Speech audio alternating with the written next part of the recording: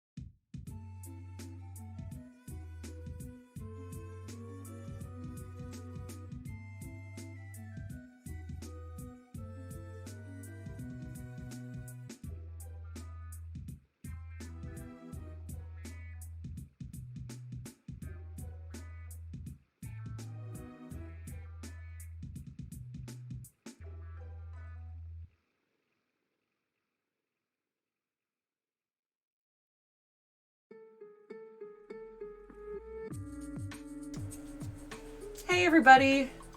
Sorry for my late start. I've been like trying to get going for like an hour and a half. I came downstairs and then realized that I didn't own an Ethernet cable to plug my laptop into so that I could stream with that. And so, yeah. Now I'm back. I just went on like a wild goose chase to several different stores to try to find the right cable, but I finally got an Ethernet cable and got plugged in, so hopefully the stream will be slightly higher quality today. I can hope. Thank you, Nia. Are you referring to the like preview screen before I start streaming? That one is a picture by my friend Lee Kovacs, who is a wonderful cosplayer as well as a wonderful photographer. And so, yeah, that was her work, and I was happy to do that with her last June, I think is when we shot that. That was a nice day. What else we got here? Sinkless, Cutest Corgi, Dragonson, Jessica B, Revival Jan, Athena, Navita, Farmer Boy, Puina. Thank you. Oh, thank you, Puina. I've been like in such a rush to get started today, like running around trying to get that cable, and then I knew that I had said to our European friends in our Discord, like, oh yeah, I'm going to stream earlier today, and then of course ended up spending all of my time getting set up, so sorry about that. I tried to rush for you, but this is the best I could do. So I'm just going to be continuing this one on stream today. This is what we have been doing over the last several different painting streams. Oops, that's like in my view. So this is my thank you, Puina. This is my ongoing fairy house project. Last time we did some layers of detail painting around all of the shingles, the siding, and started layering on color where the moss is going to go. So now I get to decide what else to do with it. I need to add some detail and shadows in here, and then clean up the trim.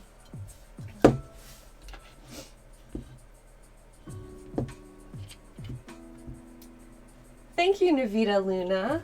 I'm excited to keep going on this. It's been too long. It's been like a week with no painting. Okay.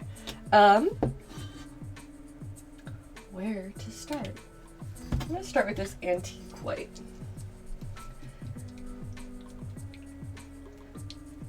Stream time, aka Puina knitting time. I hope you make lots of progress today, Puina. You earned it. Thanks for helping with the streams all the time. I also want to try using this mauve dust.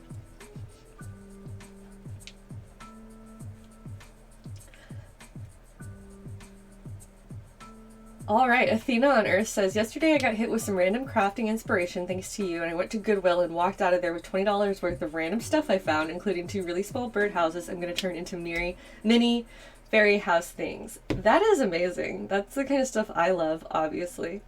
So I'm really glad to hear that you caught the itch. I hope that you will show us what you get up to with those items, Athena. That sounds like a lot of fun. Okay, and so as always, I am sponsored by Plaid. They send awesome Plaid products to me, including these deco art paints as well as the apple barrel paints. Those are both Plaid products. And so, as a disclaimer, they have sent those to me as promotional items. And that said, I love them, and I'm going to do some cool details with this stuff. So I will begin by putting some shadows around the underside and in the crevices. Oh, and I'm going to swap my view. Now that I said hello to everybody, you don't have to look at my face. You can look at the work. So this is kind of like a super light purple that's called Mauve Dust. It's very dusty. So I'm just going to start adding some shadows in and around our white areas with this, and then I will hit the highlights with the brighter color at the end. So Robo Junior Leo says, good to see you. Yeah, we're doing well. And Athena found a good deal on some yarn at the thrift store too. That's awesome. That's what I always do. That's where all my yarn comes from, or most of my yarn. I have to like really love something to want to spend money on it full price.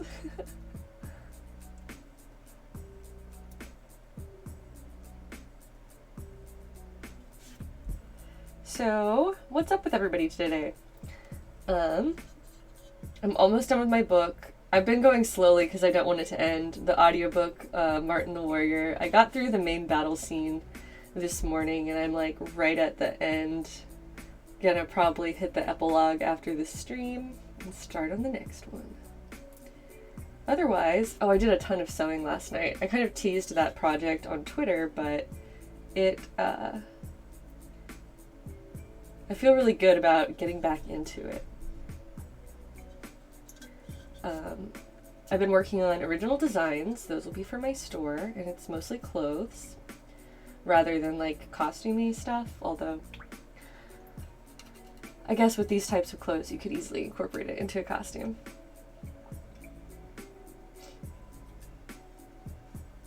Hi Zippity Zoot!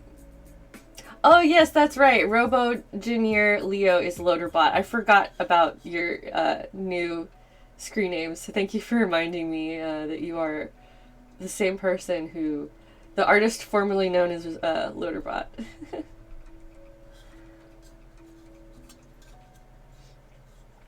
Oh, that's good that you're getting your flute back soon, Mia. I know that was a point of stress for you to not have heard about it, so I'm glad that that's coming together.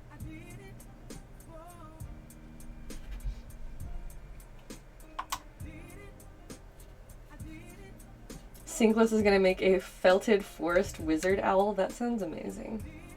That sounds like a wonderful project.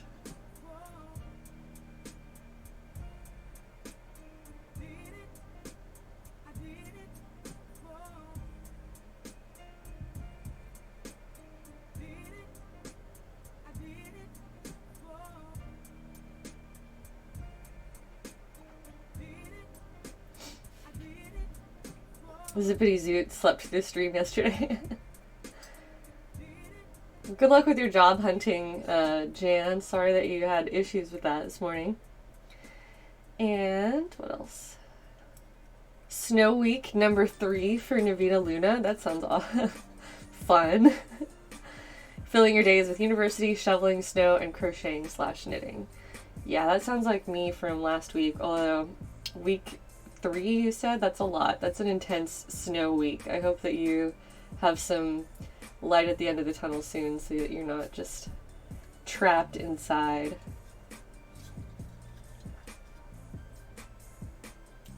So now I finally have a wired connection. I did not even realize or think about it for so long, which is stupid. I can't believe I didn't even consider that. But hey, I have a wired internet connection now and I'm streaming. So please let me know if that helps at all with the stream quality, because my goal is to just keep improving it. So I hope that this actually makes a difference now. Dang it, I tried to update Nightbot. I've got so many issues with that.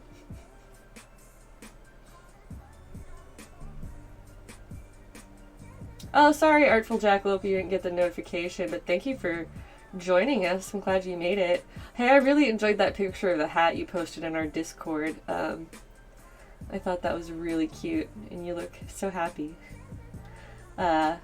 Once again, I'm always promoting our Discord here, but our streaming community has its own Discord called the Forest Dwellers, where a lot of craftspeople like to hang out. I feel like most people who are currently in the chat are Discord members, but if by off chance you are listening or watching this and you haven't joined the Discord, it's a really fun place where people post their own art projects and talk about them. So it's full of inspiration. It's kind of like a little crafting circle, and I'm always really happy to hang out with those people digitally and kind of soak up that inspiration.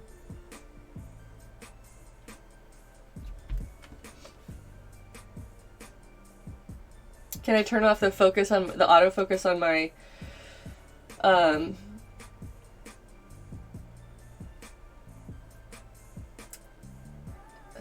So I know that there's autofocus issues, but I still feel like the autofocus is a better use of this camera than not. I need to put this on silent.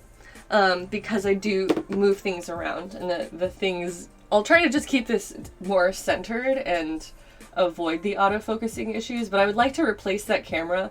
I do think it needs to have an autofocus feature instead of just being a static focus, and then you'll get less focus overall. I'm sorry that it keeps refocusing, but I still think that it's a better idea than turning it off.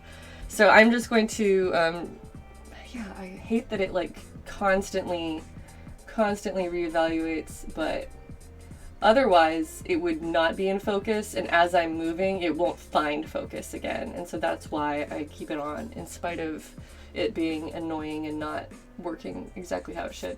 I have a different type of camera that I thought about replacing it with, but I have to find a continuous power source for it, because it's like a battery operated mini Canon camera. So that's yet another thing that I'm working towards. So yes, that's something that I'm aware of, but for now I'd rather deal with it than turn it off.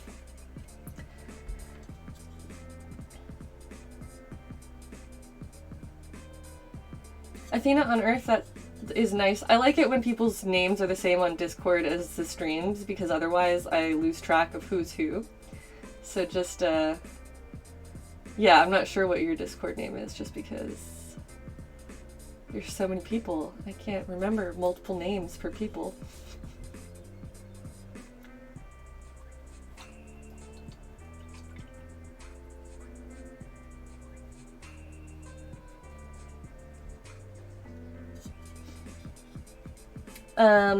Tori the editor is asking, do I have any new cosplay ideas that I want to do someday?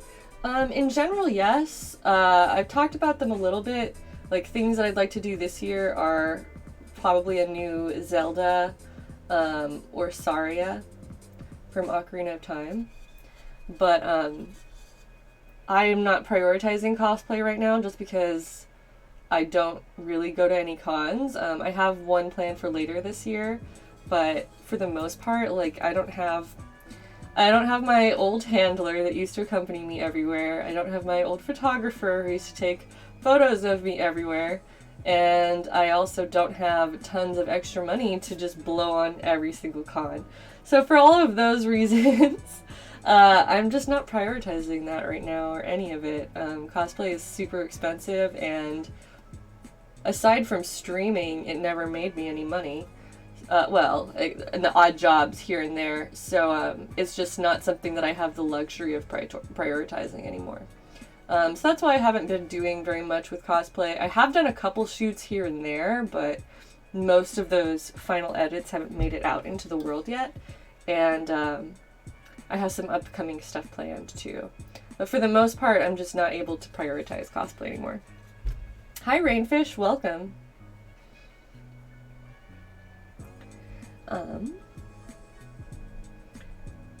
That said, I still enjoy costumes. I would like to imagine a future where I can continue wearing my costumes, and I would have a reason to, but I'm not there right now.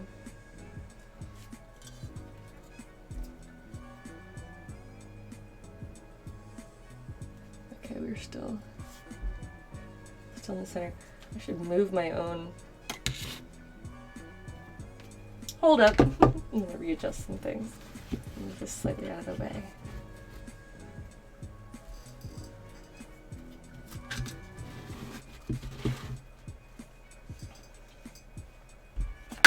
Nia, you're gonna try a new crochet pattern. I'm glad to hear that. Good luck with your crochet.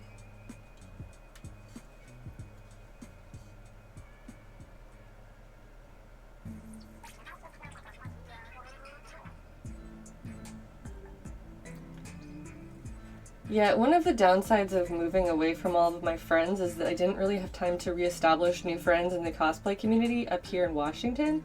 So I thought about trying to go to Emerald City Comic Con, but the truth is that I don't know anybody there. I don't even have random buddies that I would expect to run into there.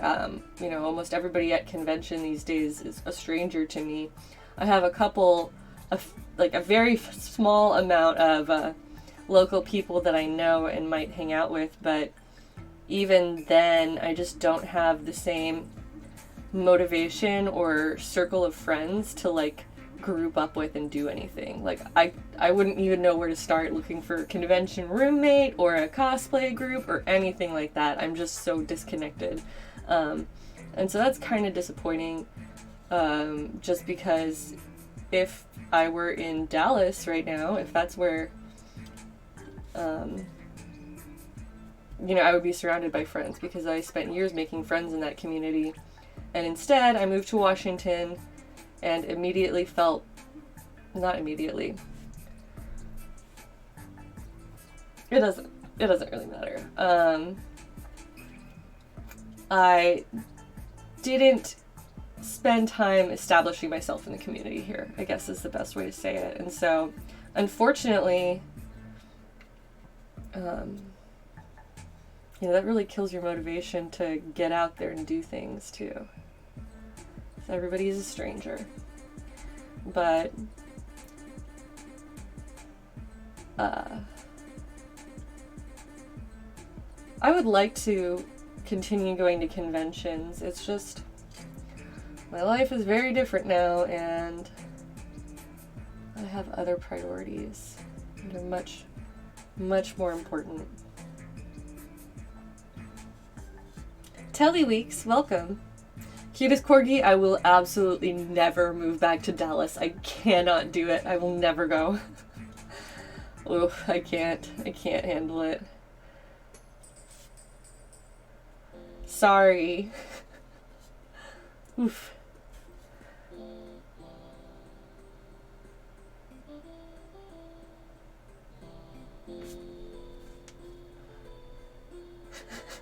Sorry, that's a sore spot for me. I love a lot of people in Dallas. I cannot stand to be in Dallas anymore of my life. I spent 26 years there and I'm not going back. It's more of like a culture issue than it is a people issue. Oh hey, Kelsey, making pom-poms for your rug. Is that your forest rug, or is that are you also doing one of those? I lose track of what everybody's working on, but that sounds awesome.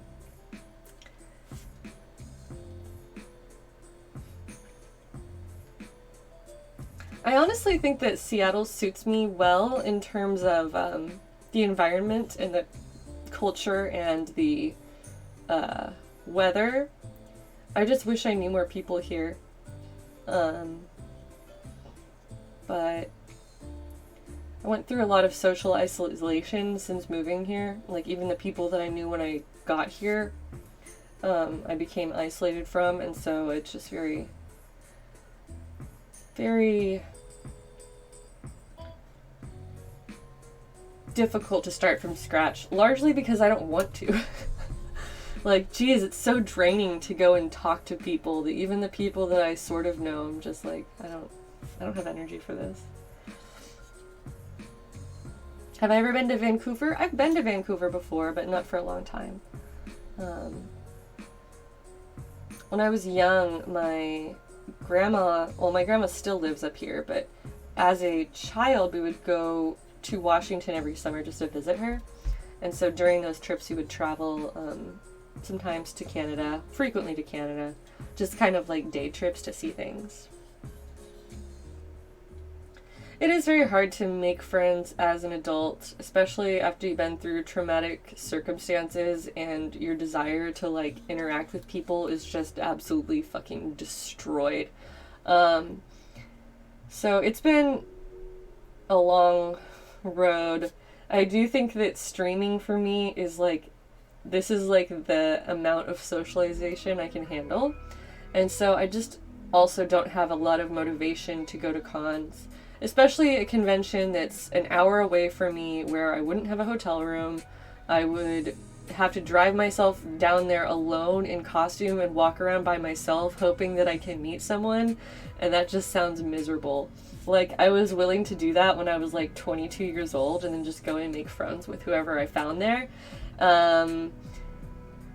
It's not that that sort of experience couldn't happen again, but gosh, I'm just so tired. And also my standards for friendship are quite a bit higher than when I was hanging out with any random person that I could find at a con years and years and years ago. I don't mean that as an insult to anybody, but like, it's easy to find party friends. It's easy to find irresponsible friends, and once you hit a certain age where you're like older than the average convention goer, that really loses its appeal.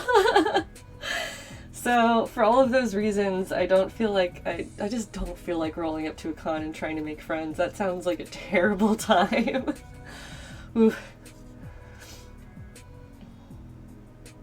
So I mostly have a couple friendships with various cosplayers up here in the area, people that I've known online and followed their work and are familiar with them that way. So that's been nice, and I do keep in touch with those people and have hung out with them occasionally, but yes, making friends as an adult is difficult because everybody has their own lives and agenda, and just like getting outside of your comfort zone and spending time with other, you know, in other people's places is something that really, really triggers my anxiety. I have this thing where basically anytime I leave my house for any reason, I just desperately want to go home the whole time I'm out. And so I'll go and hang out with friends occasionally and like try to have a good time, but the entire time that I'm out or spending time, you know, with somebody else at their place, there's just like this constant voice in the back of my mind. I want to go home. I want to go home. I want to go home. And the reason is that I just don't feel safe anymore anywhere. And it's really difficult to put myself in positions where I need to socialize and act normal for long periods of time. And like, I don't have the emotional energy to do that right now. So instead I'm just like, sorry, I'm staying home. I don't have the energy to hang out. This turned into a rant. I wasn't supposed to. I guess I had more feelings about this than I originally anticipated, but yeah, that's something that I really, really struggle with, is that I physically hate being outside of my own home because of so much anxiety and trauma of not feeling safe anywhere, not feeling emotionally safe among people that I should be safe with. So that is gonna be a really, really long road to fixing that. It's not something I think is gonna change overnight because I try my best to hang out with people. And unfortunately, it just like really limits my options when it comes to like trying to get back into my own hobbies. So thanks for coming to my streams and hanging out with me, because this is what I can handle right now. This is kind of the extent of my social energy and social abilities, and I still think that streaming has been very good for me in terms of like kind of recentering myself and my priorities and my focus, but I'm still a long way out from like ever living the kind of life that I used to live, and that is hard. Everything feels fake all of the time, or it seems like a weird alternate reality that is reality, and I just can't.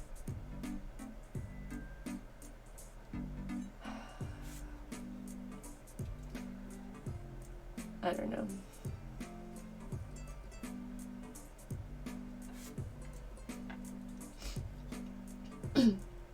I feel like a lot of people have certain expectations for me to behave like a cosplayer, or like I used to when I was living in totally different circumstances, in a different place, with different people, with the support system, with friends also all around me, and it's just like I don't even know how to begin explaining how out of touch I am with that lifestyle now, with conventions, with cosplay friends, with the thought of ever returning to the type of content that I used to post, because all of that, even the happiest memories, every bit of my happy cosplay memories are tied to my my relationship with my ex-husband, which is now over. And that has made it very, very difficult to want to still do the things that I used to do. Because the memories of enjoying that kind of stuff never goes away. And it's not something I can do alone without friends and support. So, sorry.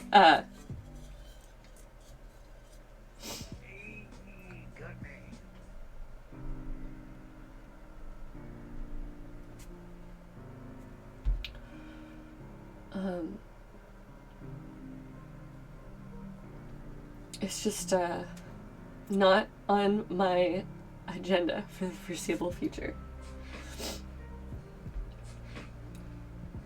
I'm going to take a break and step away for a little bit because I'm wanting to come back and keep painting and have a good stream. So give me just a few minutes and I'll be right back.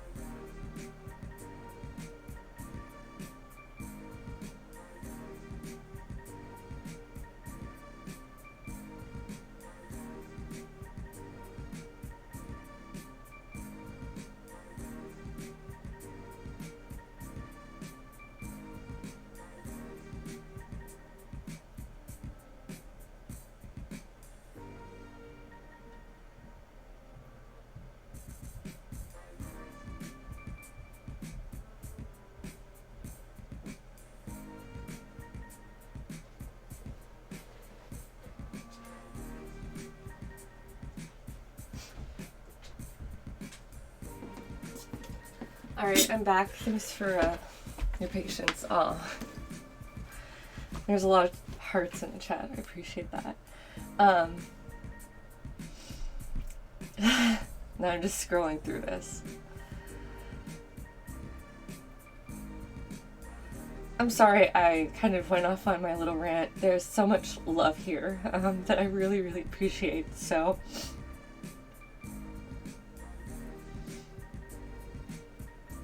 Puina was saying that even the littlest steps are accomplishments, and the community you fostered will be here to cheer you on along the way. Thank you. That's been amazing for me just in the past couple of weeks. It's made a huge difference in my ability to create.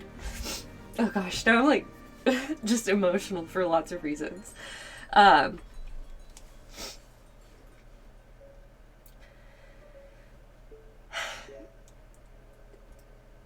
Everything is so connected and complicated that, you know, I appreciate people who are interested in anything that I'm doing, and I know that, you know, people who are asking me about cosplay or whatever are well-intentioned, and, you know, there's just still a lot of emotion tied to all of it, and so I would love to be able to get past that and look forward to a future where I can just easily cosplay again and show up to a con and know that I'm going to know a lot of people. And I do believe that that can happen again. But it's not what I'm doing right now.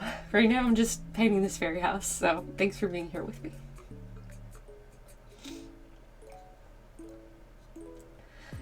Self-care 2020. I appreciate that.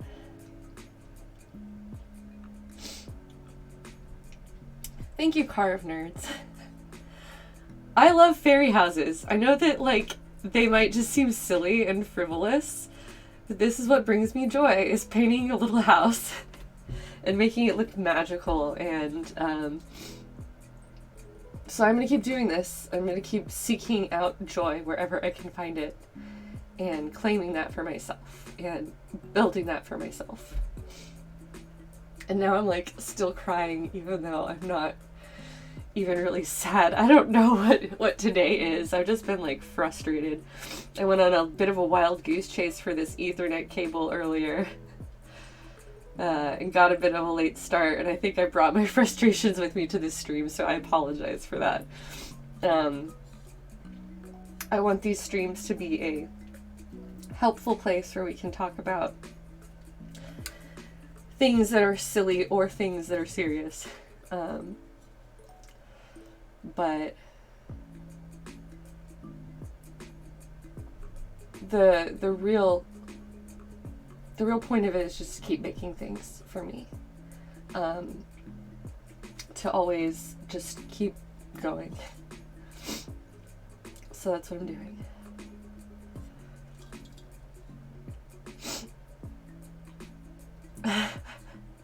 Thanks, guys. I appreciate the support. Sorry, I'm so emotional today. You know, it comes and goes a lot. My sister gave me a really helpful analogy about grief, which was called the ball and the box.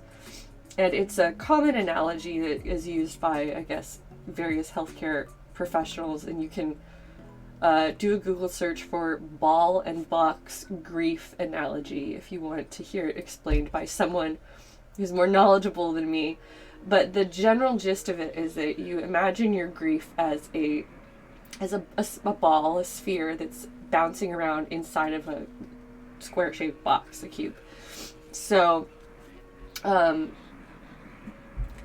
you imagine a button on the inside of this box that represents the pain of your grief, of your loss, of whatever you've been through. And as that ball moves around, it hits the button and you experience that grief again almost at random. And over time, at the beginning, the ball is so large that it just feels like your grief is inescapable, because anytime the ball moves, it automatically is hitting that pain button and you're experiencing grief again.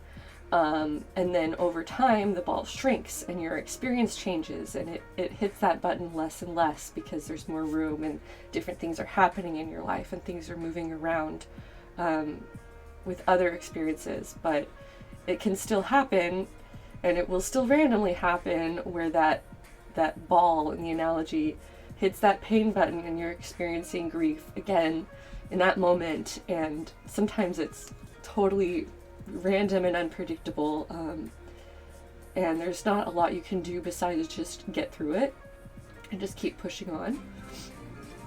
Oh, thank you Dragornson. I hope I'm pronouncing that right. I try. Thank you so much for the sub. And you got the mushroom the mushroom alert, which is my favorite one. Anyway, that was my clumsy explanation over a helpful analogy that allowed me to visualize my grief as something that will pass, and it does pass, and I don't have to live with it all of the time, but to understand that it's still going to hit me periodically, and to just allow myself to feel that has been really, really good. So I'm going to step away for just a second.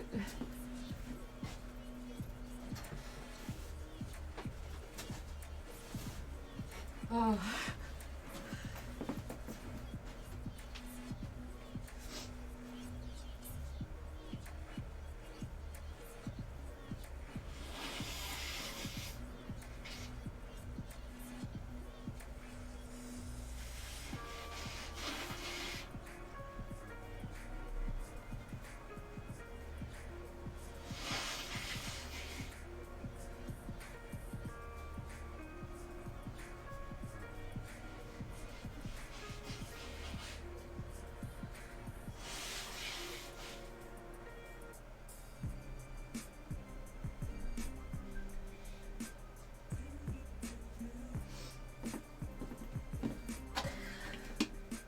I did take my anxiety meds a minute ago when I stepped away, and so once those kick in, it should help me calm down a little bit. But I'm going to keep going. I'm going to keep painting, and I would really love to see some progress by the end of the stream that I can be proud of.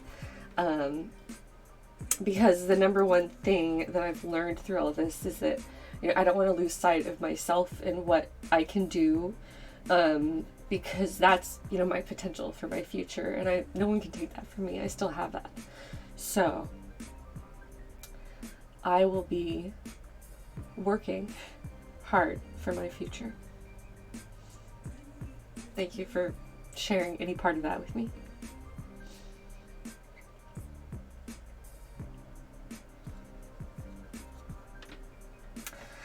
Hi, Voyevodas, who's asking, I'm new, what is that house thing called / made of, and where do you buy things like this?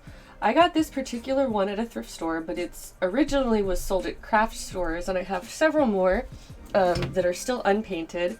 So this is a similar house that's in the same style. It's made out of ceramic, and it's just designed to be sold and painted by people who like doing these kinds of things. So it is hollow underneath. Usually the intention here is you can put a candle or an artificial candle inside, which is a little bit safer. But then you have a beautifully lit little decorative house that is, full of your own touches and your own design. So that's what I'm up to today. I'm going to turn this into a magical little fairy house, which I don't think my emotes have been approved yet. It usually takes a while. I only submitted them like this week, but I'm gonna look anyway.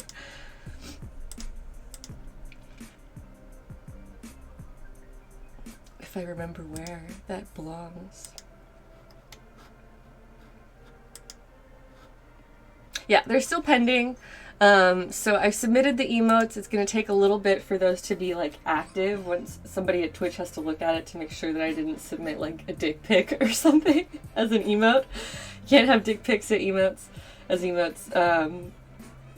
So once they get approved, there is an adorable little fairy house emote coming for anybody who is subbed, as well as a fairy dust hype emote, which I think is really cute. It's like a bottle exploding with fairy dust.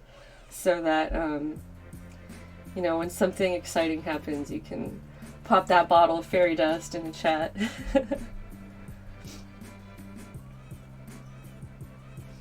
Hi, Discover Madison. I'm sorry. I need to catch up with some of these chat comments. Thanks, Zippy Zoot. I'm working hard on self-improvement because that's something everybody has to do for themselves. You know, none of us are perfect. We're all doing our best, and you know, you have to like take a hard look at yourself and make sure that you're continuously doing your best. And so that's my goal. Discover Madison says, you wanted to pop in and say hi because I'm probably going to high-key lurk while I do homework. Well, thank you. You're welcome to lurk as much as you like. Jessica V likes the color. Me too.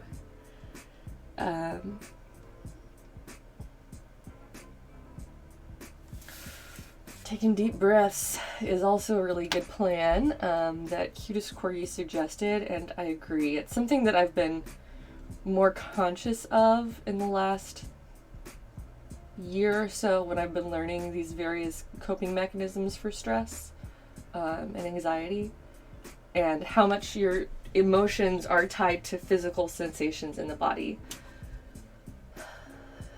So with that in mind, I'm going to take a couple deep breaths and just chill here, keep my house in the view.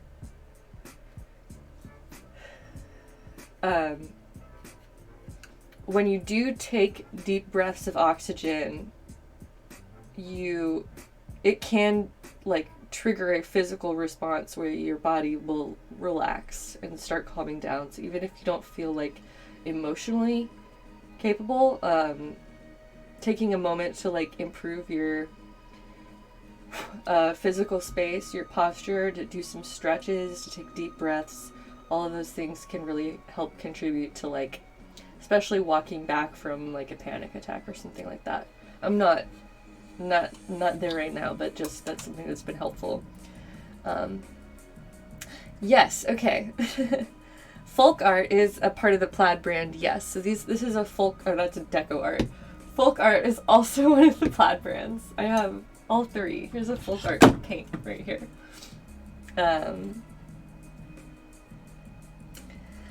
Hi, Inaku-sama, and also Hanatron. Thank you guys. I did open chatting again, so there's no longer a wait time required for joining our chat. I did that for the first couple of weeks just to kind of like dissuade trolls, which there will always be trolls on the internet, but luckily we didn't have much of a problem with that. And so from now on, anybody who comes to the stream can just automatically start chatting, and hopefully we'll continue to have a good and wholesome community. But I didn't want people to feel like excluded or unable to participate, so I have relaxed that restriction. We are now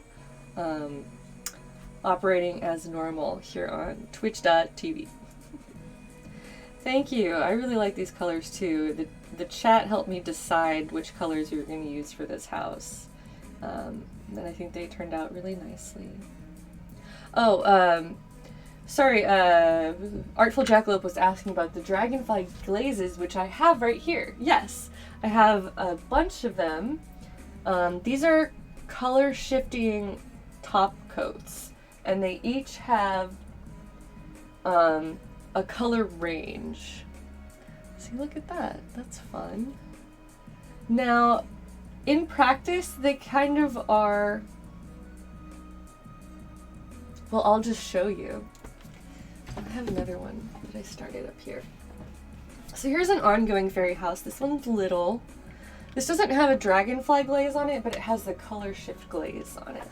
So this is a color shift glaze. Oops. And if you can see up close, it's like a shiny metallic finish that it gives to whatever color you put it over. And it does pick up the light in such a way that makes it look like a color shift. I'm talking about the teal color that's on this roof. So, this is the color shift glaze. These are both folk art products. These are Plaid products that were sent to me promotionally, but I love them. I think that they are really, really cool.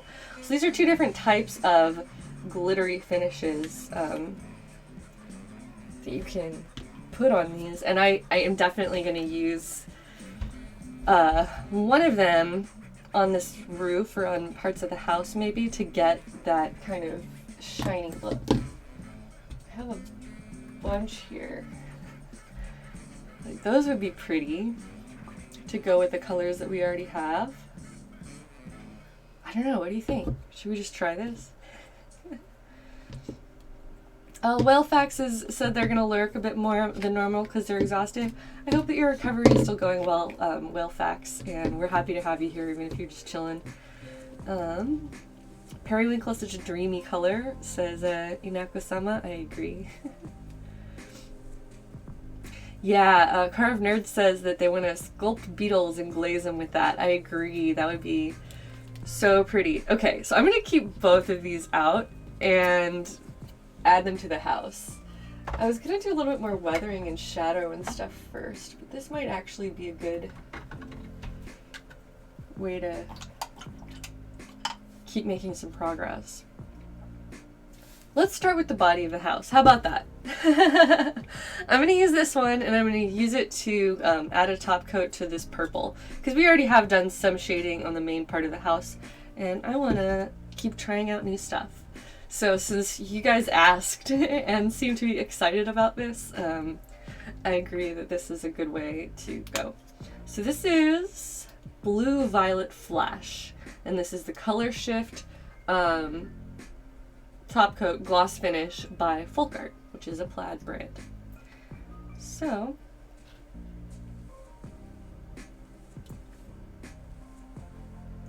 let's go. This is how it looks in the little tray. Just compared to a flat paint, it looks like a pearl. Alright.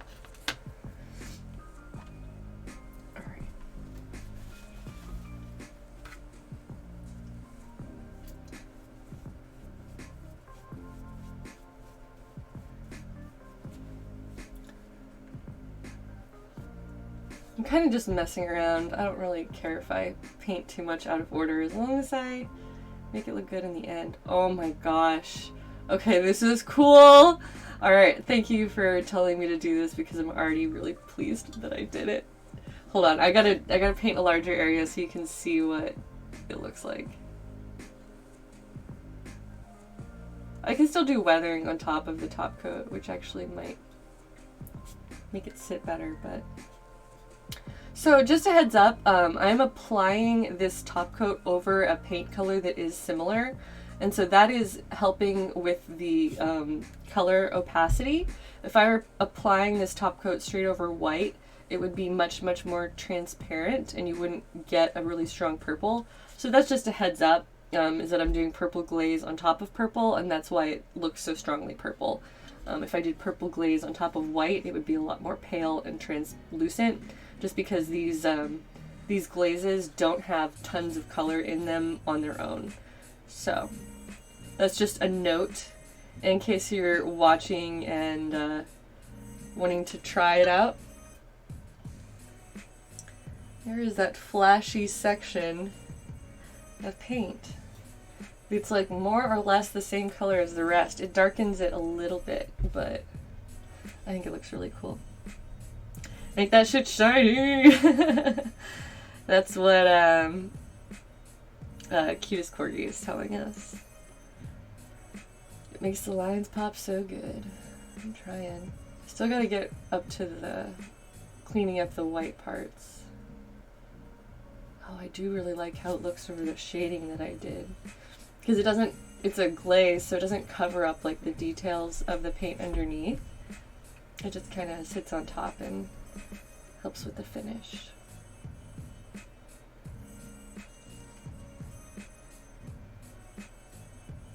That autofocus is annoying. Alright. Rainfish is heading out. Well, thanks for hanging with me. Thank you for that. I really appreciate that. What was I gonna do? I am gonna look at this Logitech webcam because it's driving me crazy that it's like autofocusing when I'm not even doing anything. So hold on a second. I am gonna I'm gonna see about turning this off. Bigger video.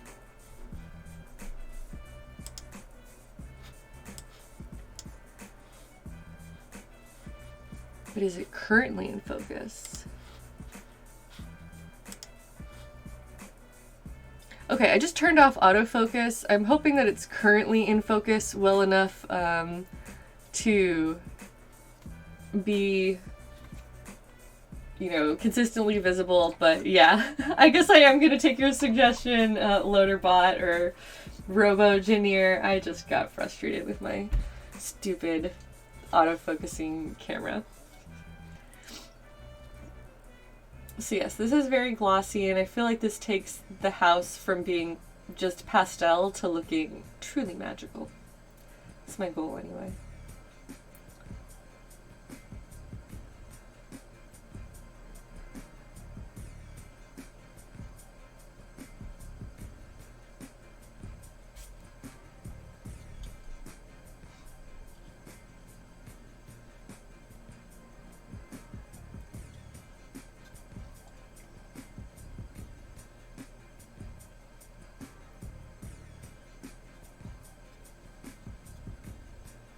There it is. That is very shiny.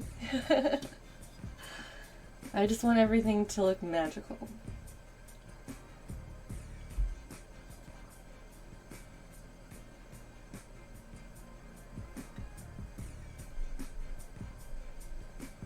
I think this is going to look really cool on the roof too. When I put that pink top coat on there. I think that'll look really cool.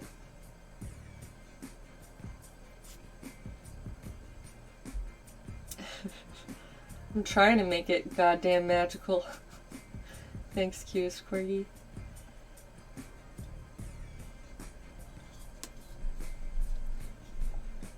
Arena Bean is giving using nail polish. I mean, that works.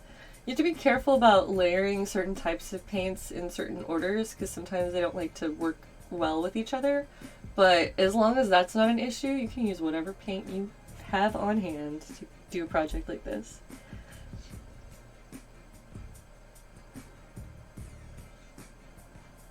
Discover Madison that says that this is helpful for relaxing. I'm sorry that you are struggling with that and looking for things that help you relax, but I'm glad that this can help. Sorry, that was like awkwardly phrased. I am happy to be a benefit to anybody who watches for whatever reason.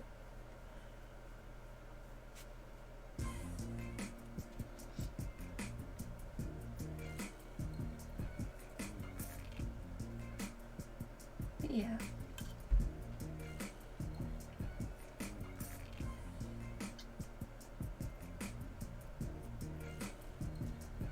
Yeah, Pinkthorn says that some paint solvents will lift the layers below. Yeah. Yeah, that's the issue that I'm thinking of. So you gotta be careful with what types of paints you use because of the way that they might potentially interact with each other. But aside from that, if you're like consistent with the type of paint that you're using, then you can get some really cool results without having to use a specific type, I suppose. I definitely agree with using the resources that you have available. You don't have to always have like top-notch supplies in order to be creative and just kind of like stretch your creative muscles. I definitely am a strong proponent of just using what you have, especially because everything we make is always practice for the next thing. So if you do feel like you really want to get to the point where you're making like top quality items in whatever genre you're in, look at that, that is shiny. You know, you can do that slowly over time. You can use the cheap stuff and grow your skill level to the point where it'll make more of a difference when you eventually graduate to using the really high quality supplies. But I don't think that that's necessary to make great art. It can help, but it also just depends at, you know, I think skill is more important than supplies, because with great skills, you can make impressive things even with like modest supplies, but it rarely works the other way around. Like if you don't have great skills and you have the top quality supplies, that doesn't necessarily mean you're going to get good results. You have more control over your skill level than you do over the materials a lot of the time. So I recommend practicing with whatever you have, even if it's cheap, low quality, whatever. Even if you're just kind of like scrounging for scraps to turn into something, getting your skills up is what's going to really, really benefit you in the long run. More so than just only buying the best items available. So that's my philosophy on it anyway.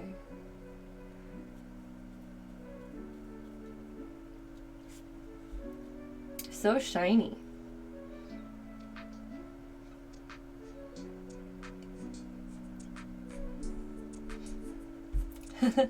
Do not drink the paint water. I feel like this brush basin has really helped me with that because it's not like a cup that I can accidentally grab, which is always a hazard when you're using, when you're painting something.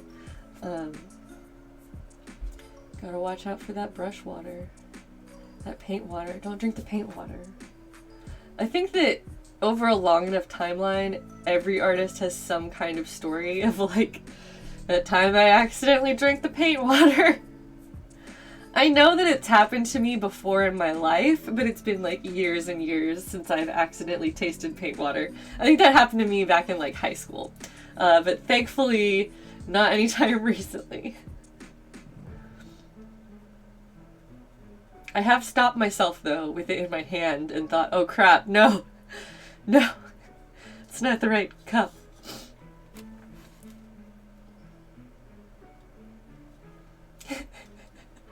And now everyone's chiming in with their, oh yeah, I drink paint water stories. How else will I quench my thirst for art, says Fog Prince. I like that. That's, yeah. Please don't drink the art. Unless you're a culinary artist, then you can probably drink the art. The forbidden craft juice. Dragger Sin has to head out and sleep. Well, thanks for showing up, and thanks for the sub, and for hanging out with us in the chat.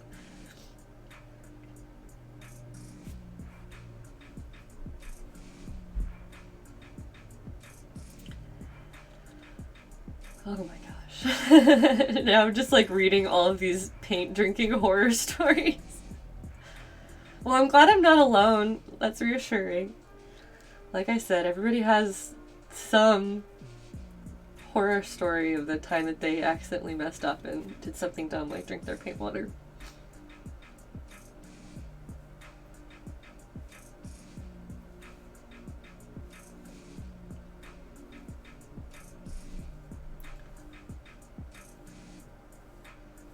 Alright, there's another shiny side. Oh, it's so shiny, I love it. I say horror, you say forbidden delicacy, says Plina.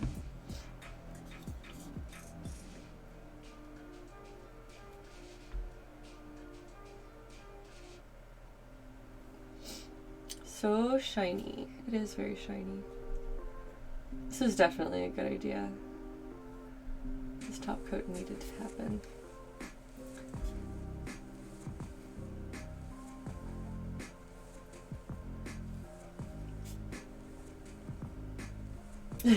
You are the paint water gremlin. Oh no.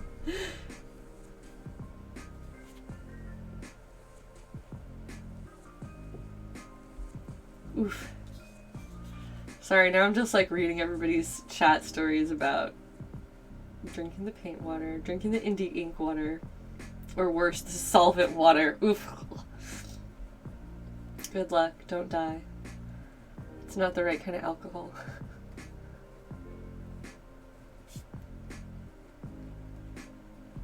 Hi, Fox Gray Frog Guy.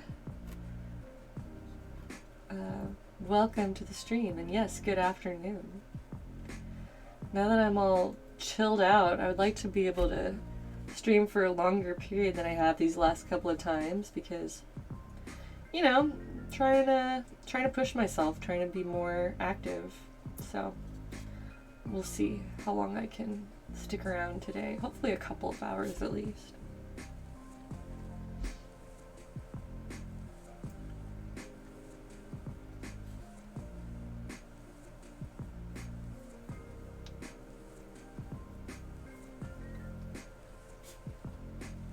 I'm gonna need to switch to a smaller brush to get into the rest of these details. I can use this one over here. Oh, Pinkthorn is going to get some sleep. Well, thank you for hanging out with us. It's always nice to see you here.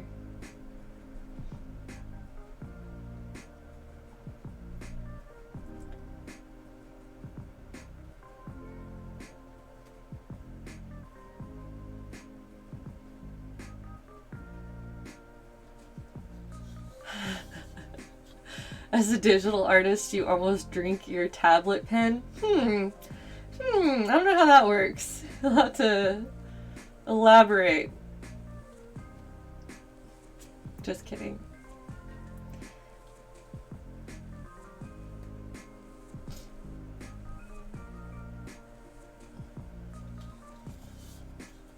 How's Seattle? Asks Fox Gray Frog Guy.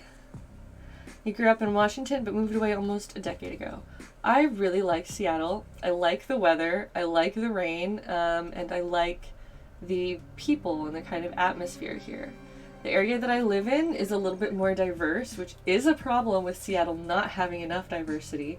The last place I lived, we were like, there were a few different ethnicities, but not very much variety.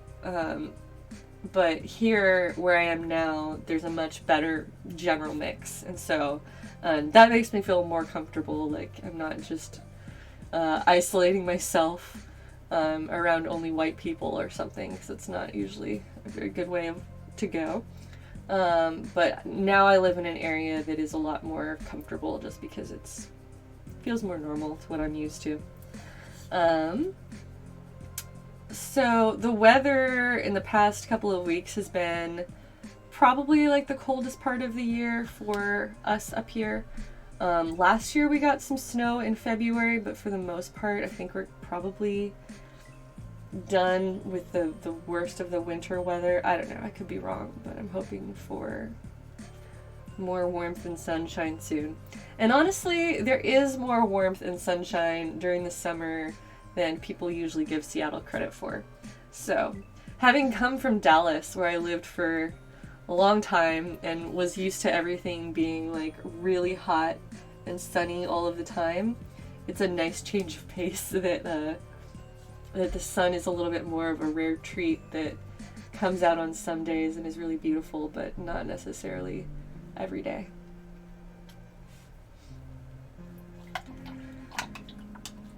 Yeah, the cost of living is pretty high, so I don't know if I'm going to stay. I'm not in Seattle proper, I'll just say that. I'm close enough to Seattle that I usually describe my location that way, but I don't literally live in, like, my address does not say Seattle. So I live in an area that's a little bit more affordable, but I have considered, like, am I going to want to stay here in the long term? And I don't really know. It's something that I need to keep just playing by ear, but for right now I'm pleased with where I'm at, which is important. You know, it's nice to have that. It's nice to at least be like, well, I'm comfortable here. I need that. Come to Portland? Is that where you are, cutest corgi? I like Portland. Portland's a cute place.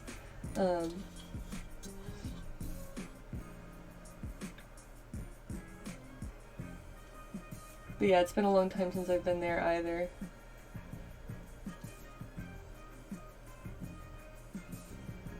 Ooh, this is getting a little messy. I'm gonna have to clean up my white trim after this.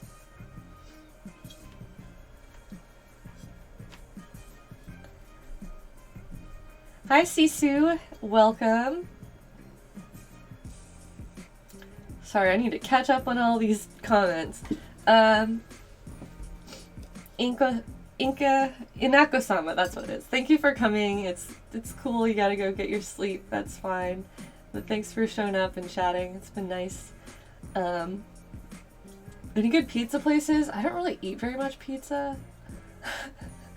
Is that blasphemy? I don't eat very much pizza. I used to eat more pizza, but now that I live alone, it's like, I'm not gonna order a whole pizza for myself.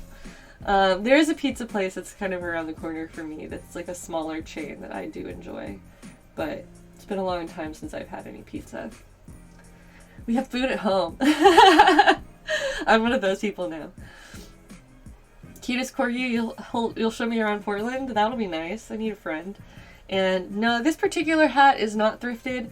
I bought this one handmade by an artist at Pike Place in Seattle.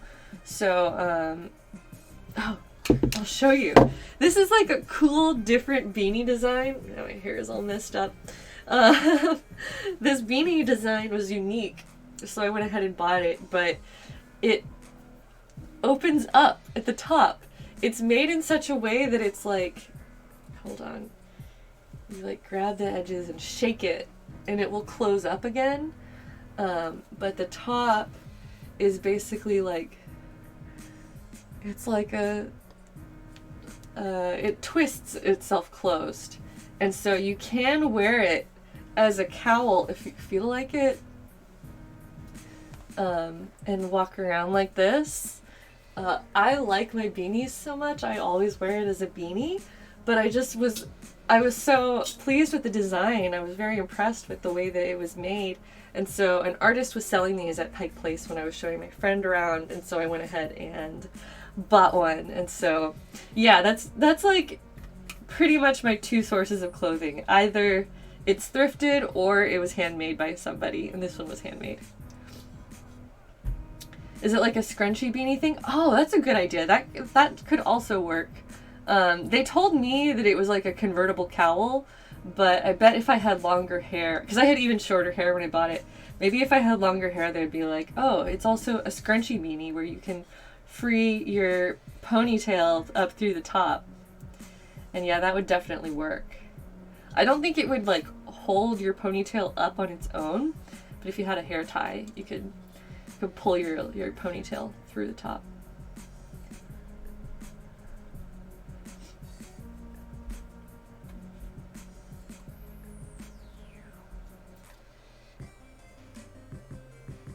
I love this song.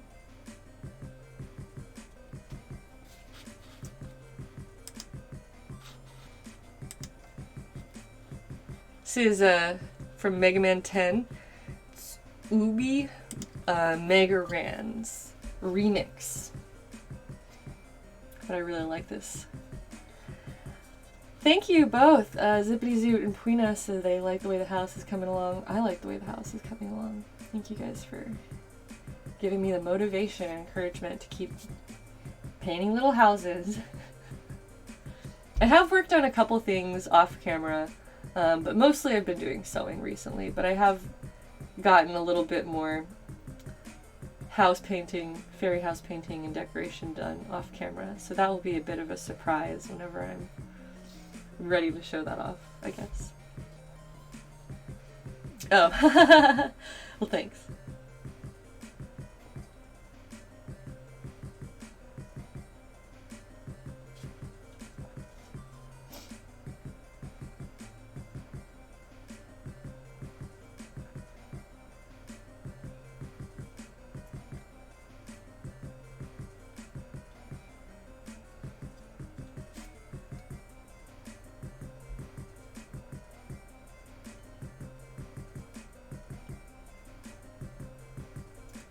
This brush is annoying me. I'm gonna find one that's more mid-size.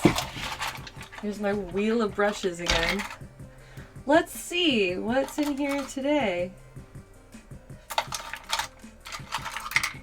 You look pretty good. This is yet another plaid brush. They sent me a bunch of great brush options in different styles and sizes. Fox Gray is gonna go play WoW. Enjoy your WoW. We'll see you later. Thanks for hanging out. You missed the pizza talk? Well, there can always be more pizza talk. I don't have really strong opinions on pizza, though. Maybe I should treat myself to a pizza after this. I don't know. Probably be better off with a sandwich.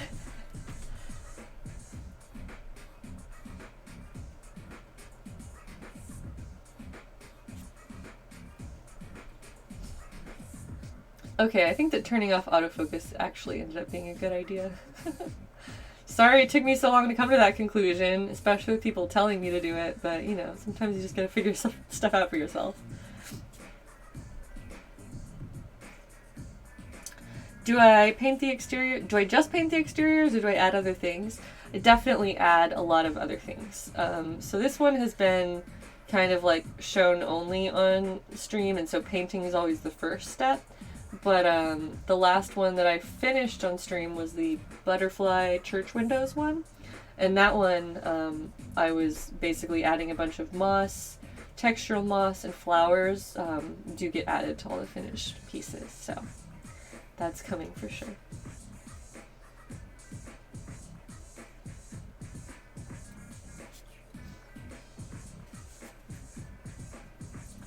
Thank you. I actually took some nice photos of the butterfly church. I just haven't edited them yet.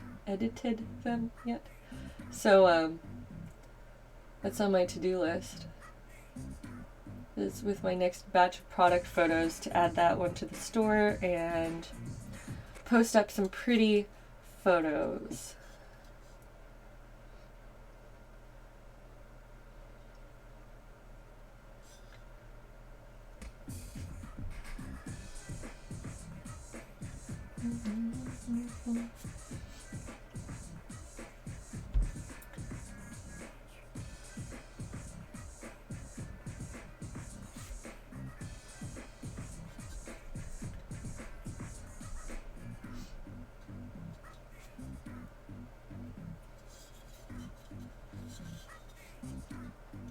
Now people are still discussing their favorite pizzas. That's fun.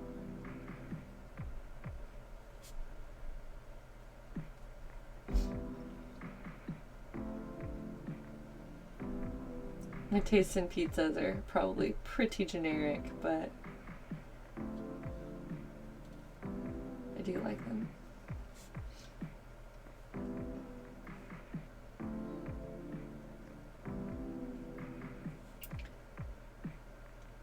Heck yes, Rena Bean is talking about putting a little tea light inside of her fairy house, and that's something I always love doing.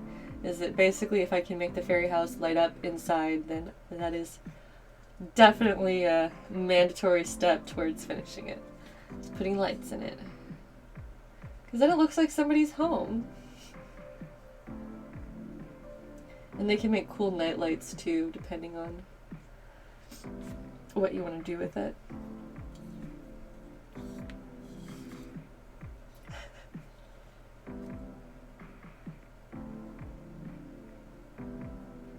I'm getting a little bit messy with this in my hurry, but look at how shiny it is compared to when we started. Have I been to the fairy store in South Tacoma? No, I haven't. I should. That would be a couple hours drive for me.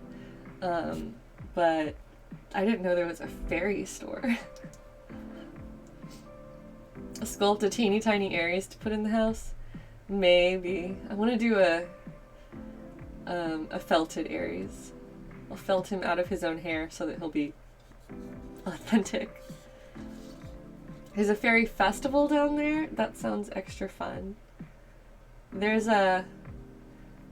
like a presence, there's a fairy weekend every year at the Ren Fair, and they have like a fairy court or something like that.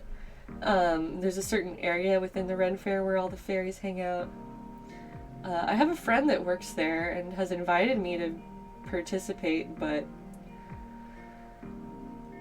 I'm not ready to do that kind of stuff. Maybe sometime. Rena Bean says that they're a baby crafter, so they're always nervous about messing up a project if it's going decently. While I understand that feeling, and it's just going to take practice to kind of break out of it, keep in mind that every single project you do will hopefully be a little bit better than the last one. You know, you're kind of constantly learning new things and trying new things. And so with that in mind, it's like you need to get what you can under your belt rather than like worrying about it so that you can keep improving. That's something that I try to do anyway. But I totally get you where it's like, oh no, I don't want to mess it up. But art is messy. Just go for it. Oh, Whalefax, so you're down in Tacoma. You're not very far away from me then. That's kind of cool. Well, Whalefax, if you're in the Discord, you should take some photos of the fairy store and share it with us there. Because I feel like that would be right up the alley of a lot of people there in our community.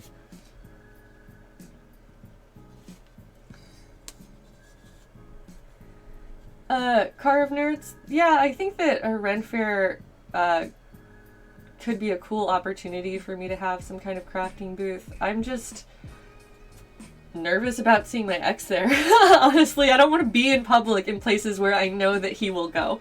So that's why I feel like I don't even want to go to the Ren Fair. I can't work at the Ren Fair. I feel like it's just a matter of time before, you know, I'm not safe anywhere.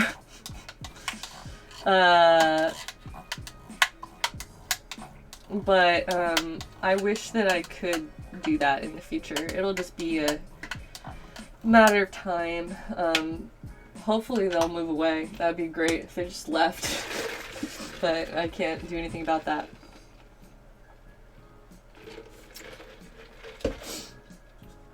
Anyway, I don't want to keep focusing on any of that.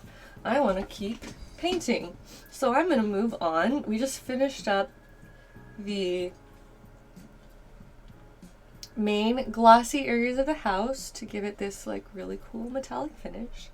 And I'm going to try the same thing on the roof and see how that goes. Pink time, hell yeah. So here's our...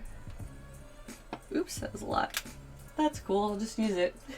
And this one is called Orchid Flash. Orchid Flash by Folk Art, which is one of their color shift paint series.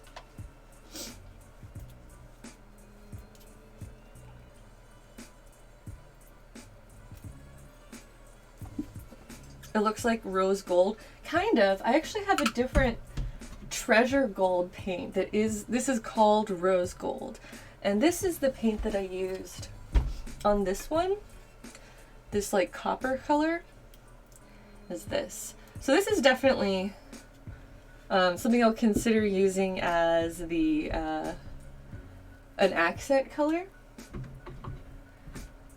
But one thing at a time. Right now, Orchid Flash. So this might actually add quite a bit of pigment. I don't really know. The paint itself seems to be a lot brighter than the base color. Oh, that's not so much. It's not too bad. Oh, it looks like it's like frosted. Okay, this is cool.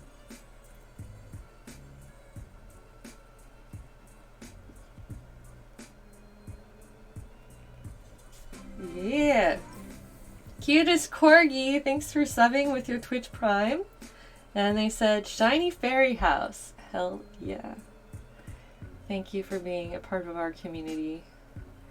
Coming to hang out with me.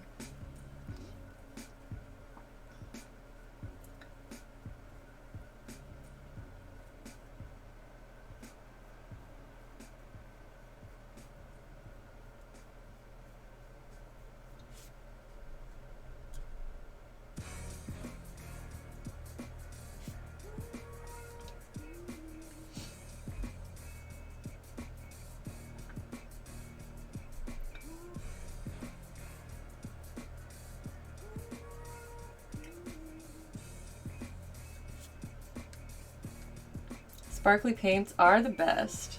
Okay, cool. Rena Bean says that the Ethernet cable has definitely improved my stream quality. Can anybody tell me if I'm getting more than like 680p or whatever it was? Because I've been having issues with that where I'll like tell it to stream in the max quality available, but it's still just like limited to being pretty low quality. So I don't know. Maybe somebody can check on that for me and see if I've finally seen any improvement. But I have noticed that my internet is just like much more stable.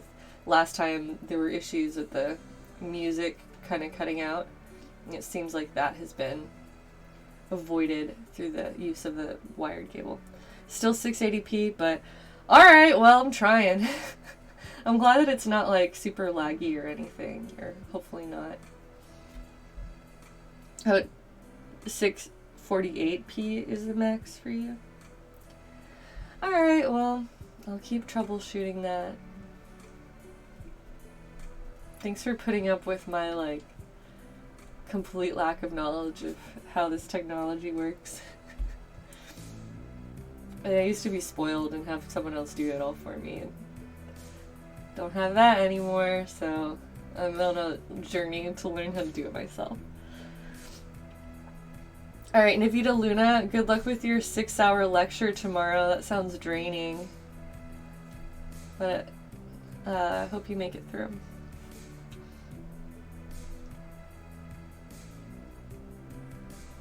Okay, Car of Nerds. Oh, you're also another Brit. That's cool. We have quite a few British people here. I always assume that I just, like, stream at the wrong times.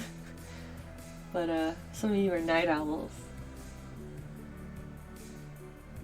And so it seems like there's less latency now. That's good.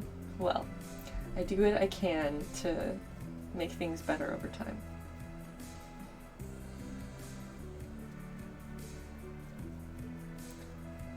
But yeah, I've been working on new costumes and concepts. I have a... Look at that. So now we have shiny rooftop. And as you can see, it didn't add like tons of color, but it is slightly darker pink and more pigmented than the rest of it that hasn't had this glaze applied to it yet. Navita Luna is Norwegian. Oh, that sounds fun. It's really nice to have people here from different countries. I really enjoy that. Knowing that we've got people tuning in from around the world is really exciting. It's 10 p.m. where you are. Well, thanks for hanging out with me. It's 10 p.m. in Britain, I guess. Car of Nerds, yeah.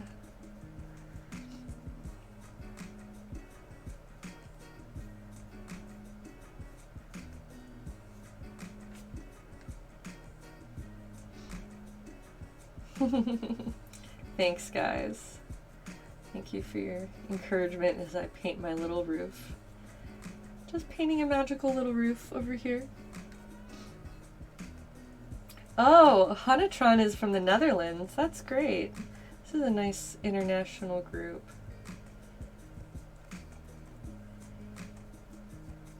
I'm gonna try to do more consistently earlier streams. Like today I didn't get going until probably like 1 p.m. I think. Yeah.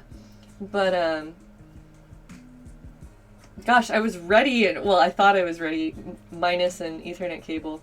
I was ready by like 11:30 or so, my time zone. So I would like to make earlier streams more common, especially so I can accommodate people who are overseas from where I am. And for a lot of people that just kind of have this on in the background at work. Here in the US, I think that daytime streams are a good vibe for people who have like office jobs that want a nice little background noise.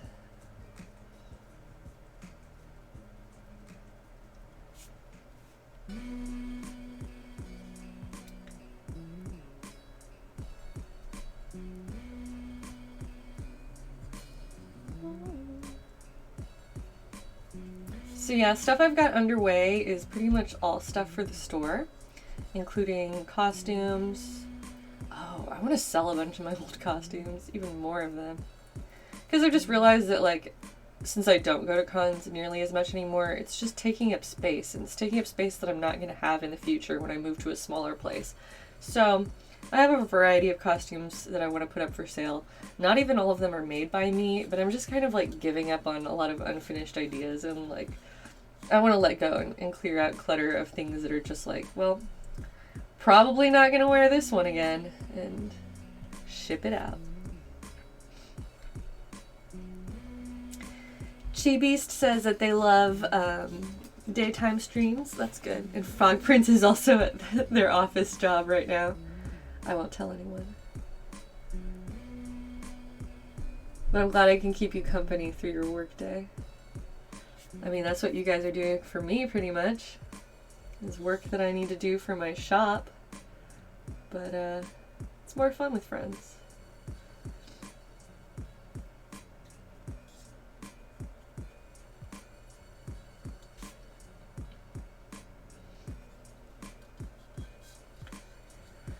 I'm already feeling much better than before.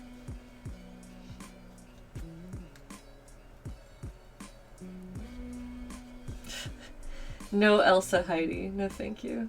I'm not much of a Disney fan. I mean, they're fine. Oh no, am I gonna get unfollowed by everybody now that I admitted that out loud? Disney's fine.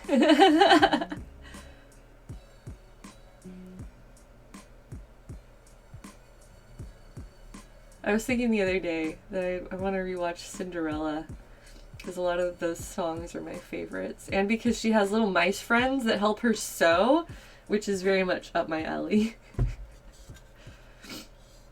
I know you're just teasing, Dark Wolf. It's all good. I'm just teasing too.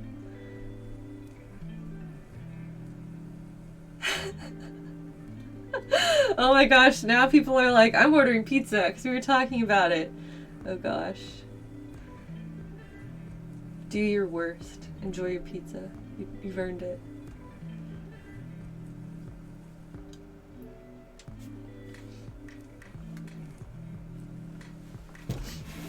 Alright, I need to stop scrunching my body up so much. Ooh, did you hear that? That was my sternum popping. I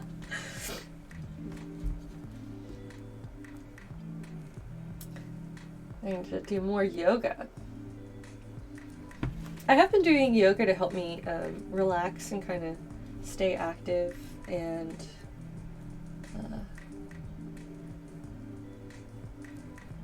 it's been helping with like anxiety and stuff too. You can pop a sternum. You can absolutely pop a sternum. I used to do it all the time when I was younger and more spry, I suppose. It feels really weird. Do I know how to stretch my pecs?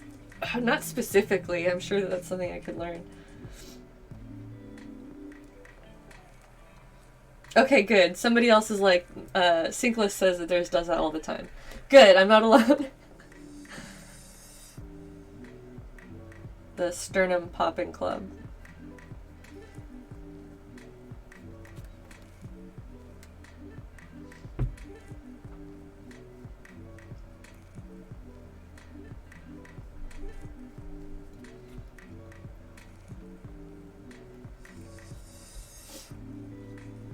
Oh my gosh, this is so shiny. Now it looks like mermaid scales or something, which is awesome. Just adding to the magic.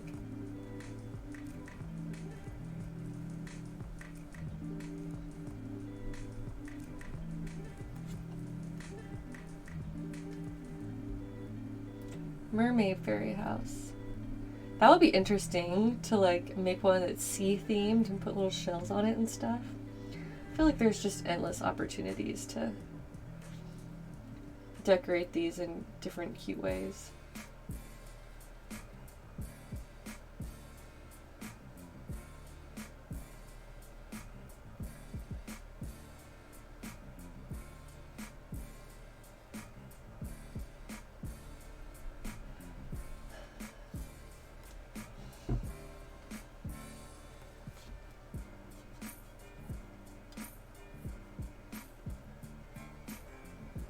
Aries was asleep upstairs when I last visited him. I wonder if he'll make it downstairs today.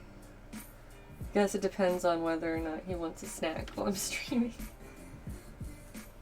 It's usually what it comes down to. Could they go in an aquarium?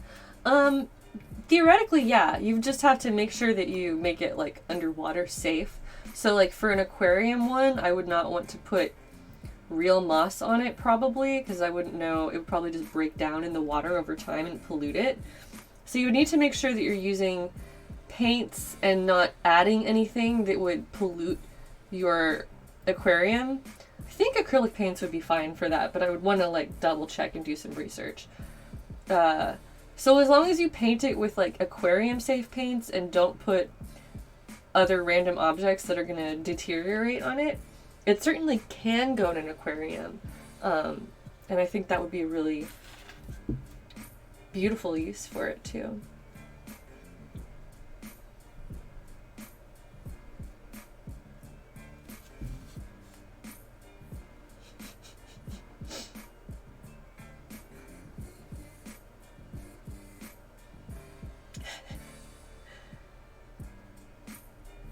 Rena Bean is still asking for pizza recommendations. Do your thing. Don't you laugh at me. Too late.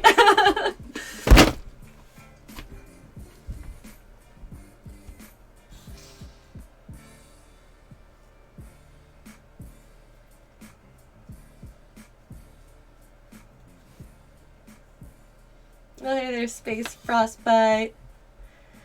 Hi, Chouvignon, or Chouvin. Thank you very much for your compliment on my fairy house. Just trying to keep it pretty, you know? Trying to make pretty things.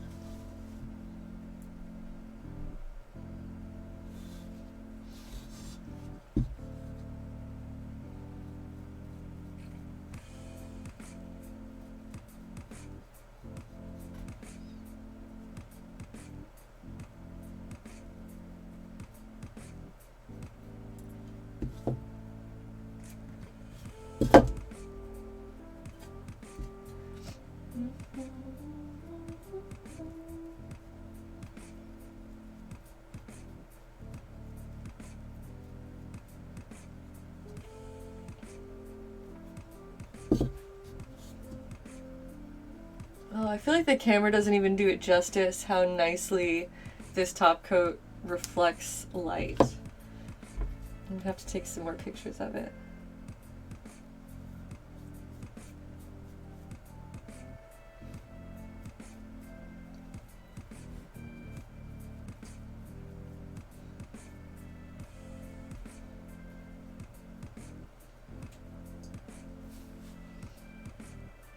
Oh, hi, Bitter Bees. They said this is the first time you managed to catch me streaming. It makes me want to pull out all my paints. Do it. Do it, do it, do it. That's what my streams are about, is I just peer pressure everybody else to make art. And then, you know, a lot of people, it works. Alright, cutest corgi is heading back to work.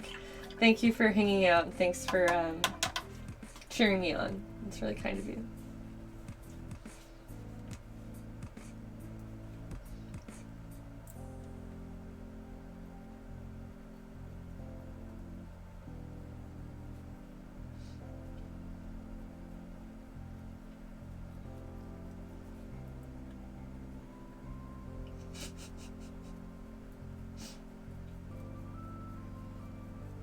Art peer pressure, heck yes. Plague Bearer says, honestly, yeah, since I've started watching your streams, I've done more crafting than I did all last year, I think. That makes me happy to hear. I'm glad that I can help tangentially. Not only am I putting my own art into the world, but I hope that I can encourage others to do the same. So, heck yes, make your art, do your thing. Share it in our Discord. Yes, Rena Bean, enjoy your pizza in honor of the stream chat. Okay, Honatron is heading to bed. Thank you for joining us. I'll do my best to stream earlier in the day to accommodate those watching overseas. Thanks for tuning in.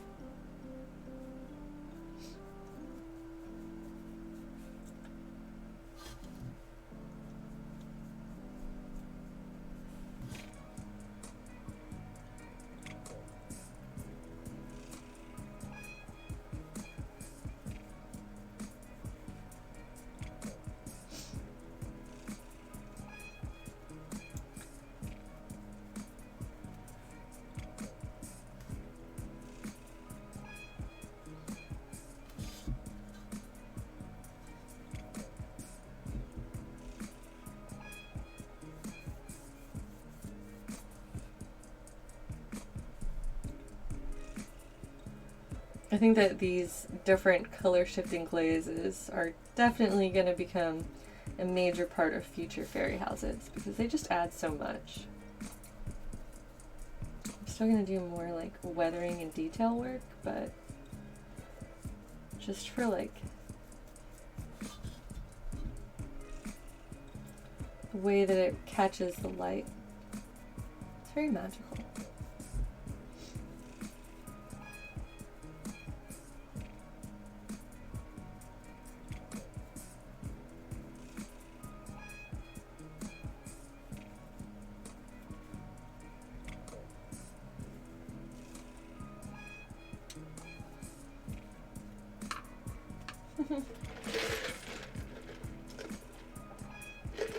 Good night, European friends who are all checking out for the evening. Thanks for joining us. Here's your last look at my shiny, shiny house now with the glittery roof.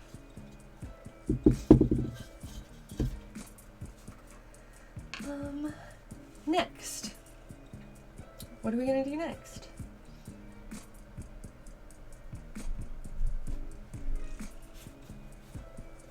Shiny house makes you happy? I'm gonna do the whites. I'm gonna clean up my whites. Wraith Day is always talking about snacks. Isn't it you who's always telling me to eat snacks? I mean, snacks are a good idea. I ate right before the stream though, so that I could have a little bit of energy to keep going.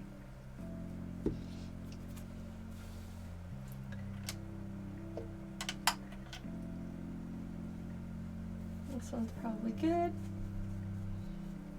Love a good snack. I mean, don't we all? I also love how the pink glaze picks up on the shingles.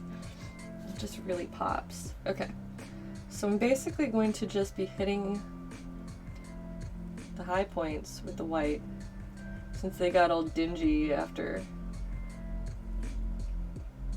getting hit with the other colors in my mess.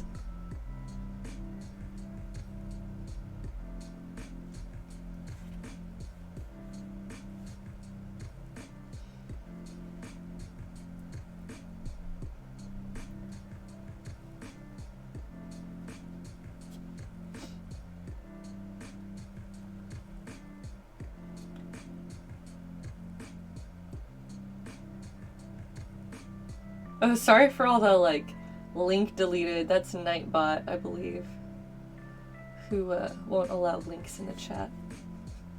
Hi, Drew B. Welcome.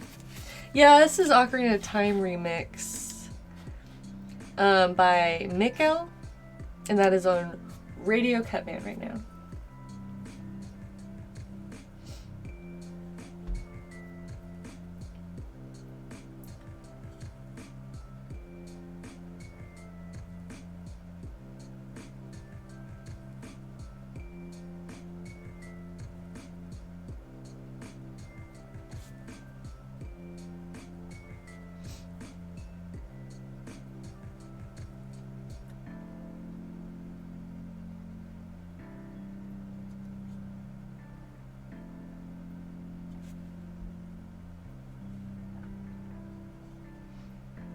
Oh, thanks for popping that link in, DJ Cutman, straight to the music channel that we listen to. So that's down there in the chat. If you enjoy the music on this stream, you can support the artist, DJ Cutman. This is his channel.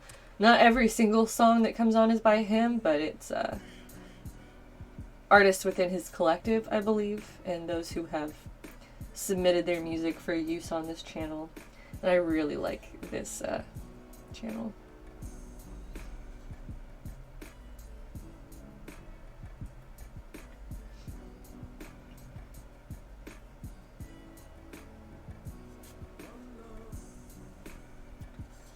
So I'm just going to keep slowly cleaning up the areas that I've overpainted.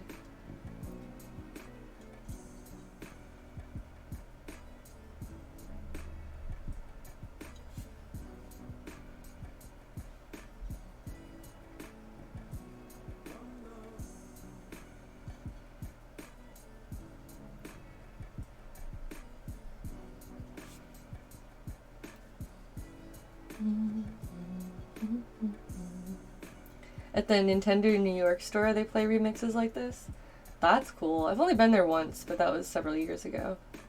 I bought one of my Majora's Mask puzzles from there. I did those over Christmas break and like tweeted them out that I was working on Majora's Mask puzzles. Wait, was it Majora's Mask? Or it was one of the Wind Waker puzzles. I had both, but I think it was the Wind Waker puzzle that we bought out there.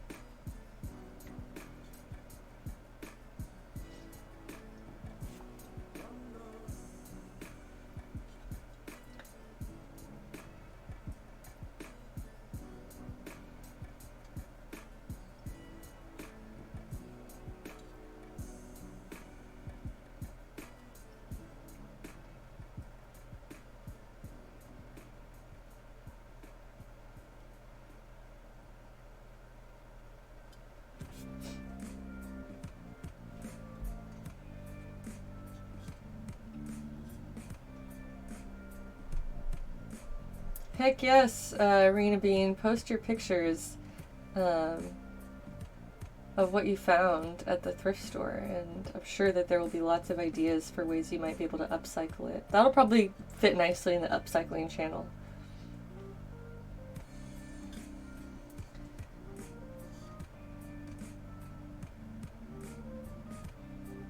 Hell yeah, Persona tunes.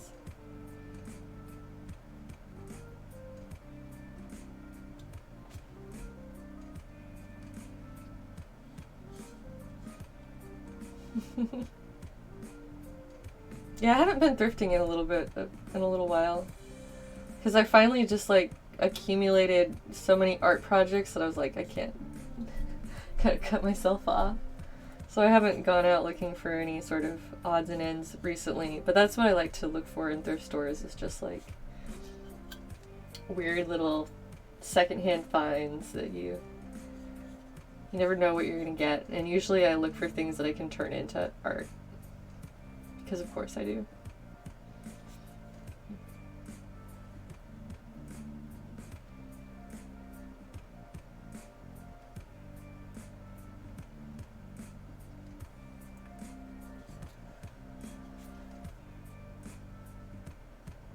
Okay, you posted it in upcycling. I will check it out after the stream and let you know what I think.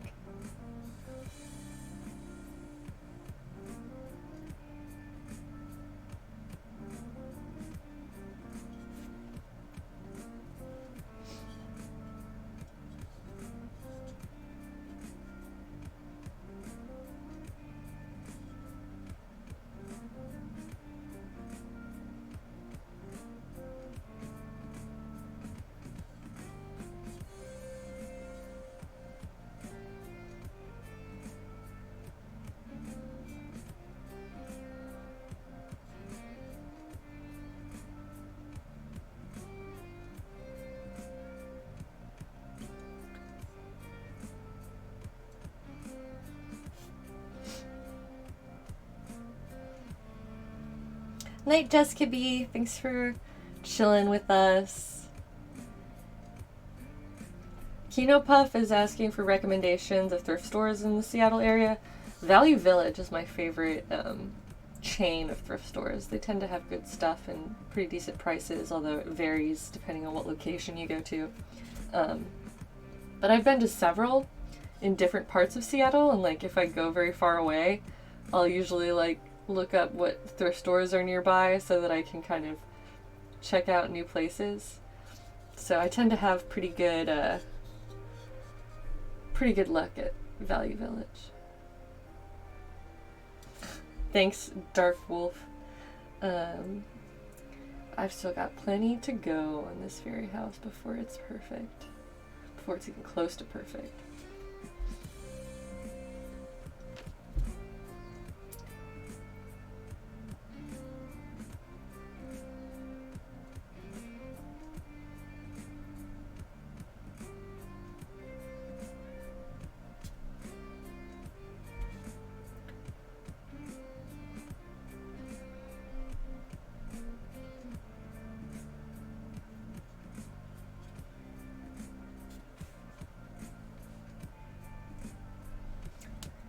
Yeah, this white trim cleanup definitely helps a lot to kind of bring it back into focus, so to speak.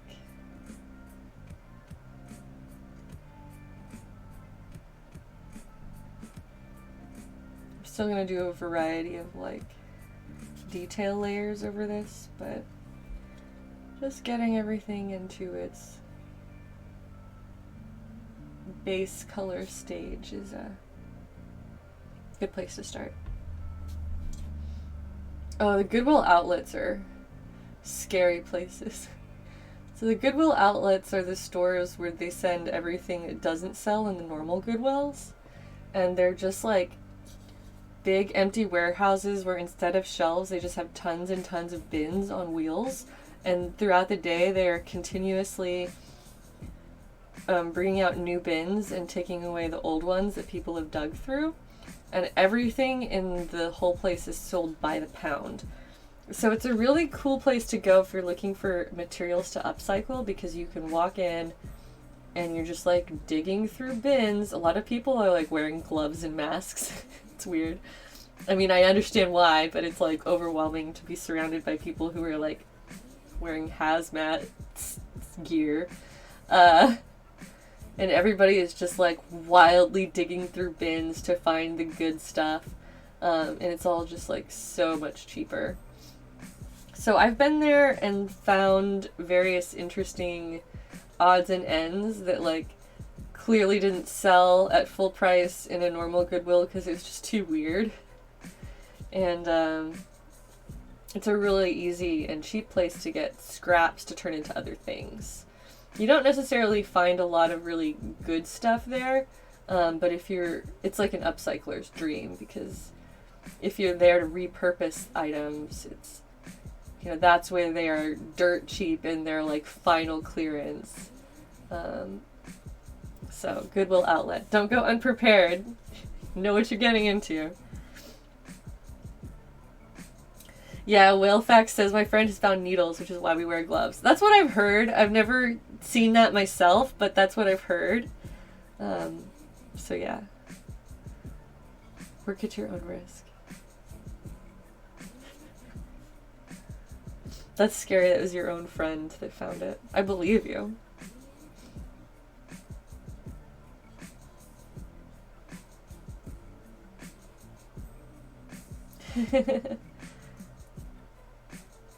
Now we're all in our thrifting stories. You guys should know that I absolutely love thrifting. Even when I was more well off, I would prefer to buy things in thrift stores instead of brand new for the most part, because I just enjoy the thrill of the hunt. And I guess the concept behind like repurposing things, not letting it go to waste, not just treating it like it's disposable because somebody else didn't want it, and you know, like truly caring for things and reusing them and recycling them are all reasons that I enjoy thrifting and secondhand items.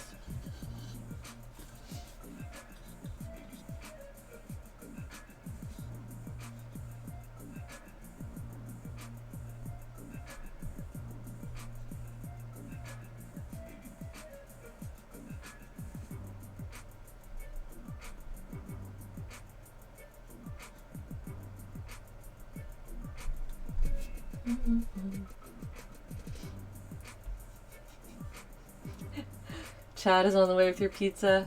Better hurry, Chad. I'm glad that you got the delivery you were craving.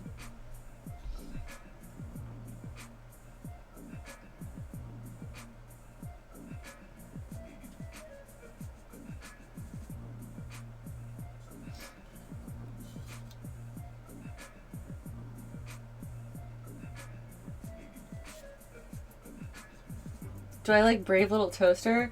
I remember loving it as a kid, but also it affected me really strongly emotionally because it's one of those like tragic kids movies where they're in danger and they get abandoned and it's very sad. So I haven't like rewatched it as an adult because I'm like, that's gonna make me cry. So yeah, I have fond memories of that movie. I just don't remember all of the details. Oops. 80s kids movies are terrifying and emotionally scarring. A lot of them are. Not all of them, but yes.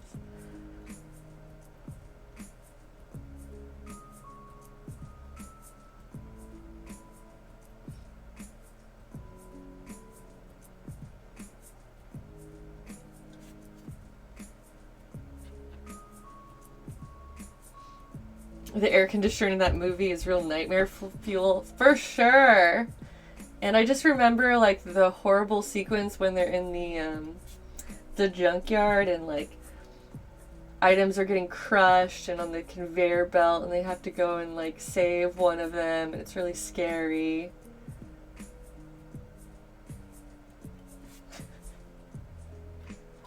Secret of Nim wrecked you? Yeah.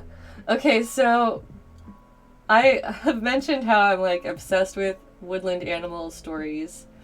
So sometime last year, I marathoned all of the little, like, any movie I could find that centered around, like, mice as main characters, like Fievel Goes West, An American Tail, American Tail 2, Secret of Nim. I watched all the fairy movies too, like Thumbelina and Fairy Tale, and just like but yeah, I did not see Secret of Nim until I was an adult. It was actually last year when I watched it for the first time, and I was mesmerized by it because it's an incredible film, and I feel like it's probably more enjoyable as an adult. I think it would have freaked me out as a child, but I just like could not believe that the plot was as serious as it was in the end, because I was thinking it would be like, I don't know, some kind of, I just thought it would be different than it is. I don't want to put any spoilers out there for those of you who haven't seen the film. It's deals with far more serious themes than you might expect for a movie about the lives of mice and rats.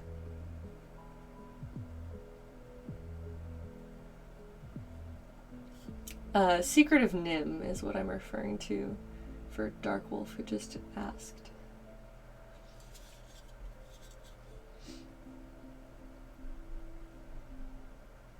Yeah, it's definitely a mesmerizing film in a lot of different ways.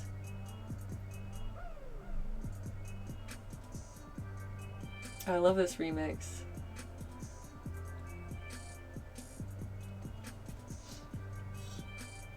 Okay, my white trim is starting to look brighter.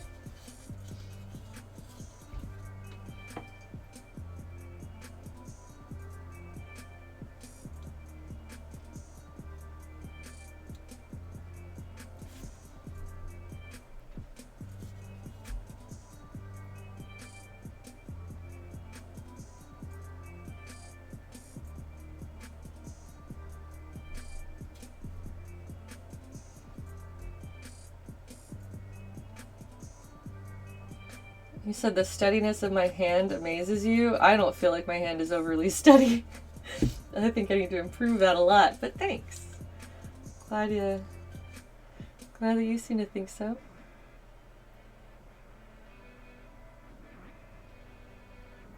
Yeah, you definitely have to keep up with your fine motor skills for detailed painting and things. Rena Bean, your pizza has arrived. Oh, I'm so happy for you. Now you're making me hungry while I sit here. I did eat my snack, but that was a while ago.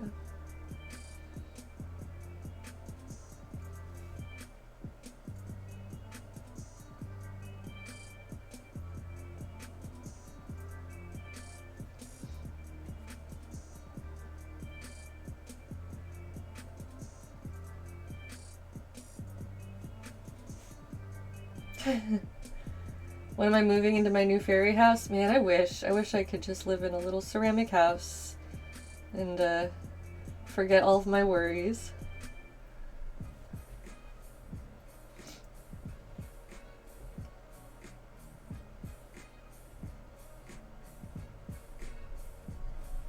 I want to rewatch the original Fantasia. I looked it up online and couldn't find it, like, available for streaming anywhere. Maybe it's on, like, Disney Plus or something.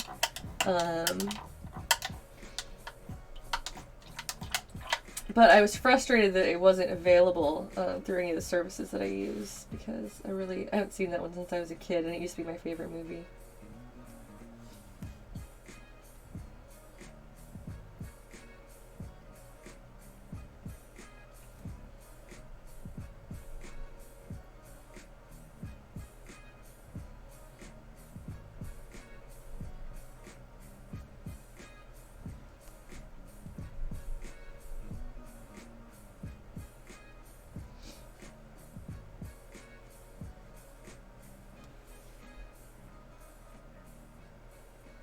You thought they were on Netflix? I looked and I didn't see it. Maybe I had bad timing and missed it or something. But I couldn't find it. So.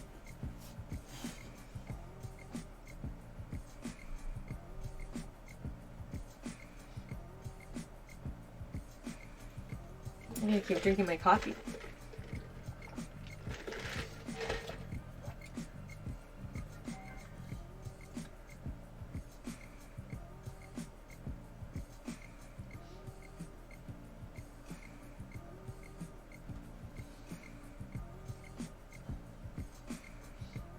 Yay! Rena finally got her pizza. I'm glad.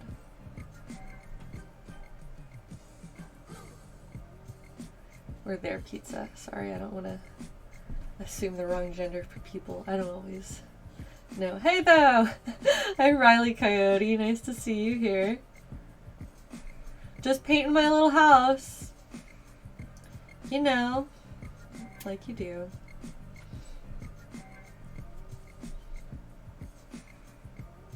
It used to be my dream to just fill my entire house with tiny fairy houses. And like have an area where it's just like tons of little houses all set up together and have it like look like a little village with lights and stuff, but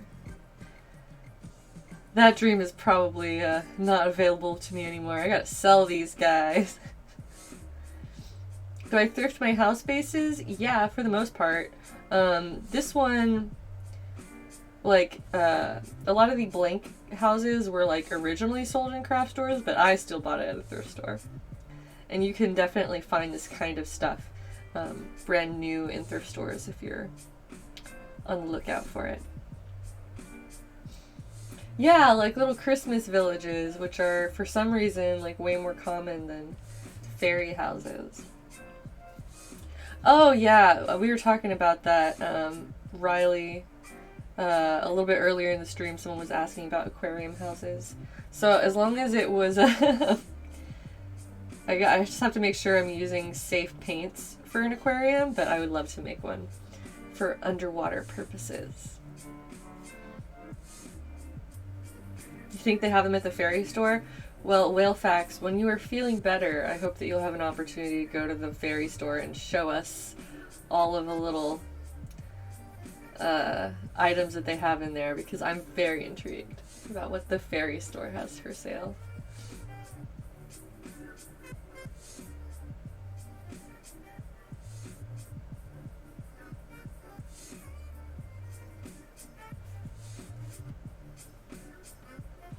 Oh, Eclipse says that they have a little ceramic Christmas town set up at their house right now.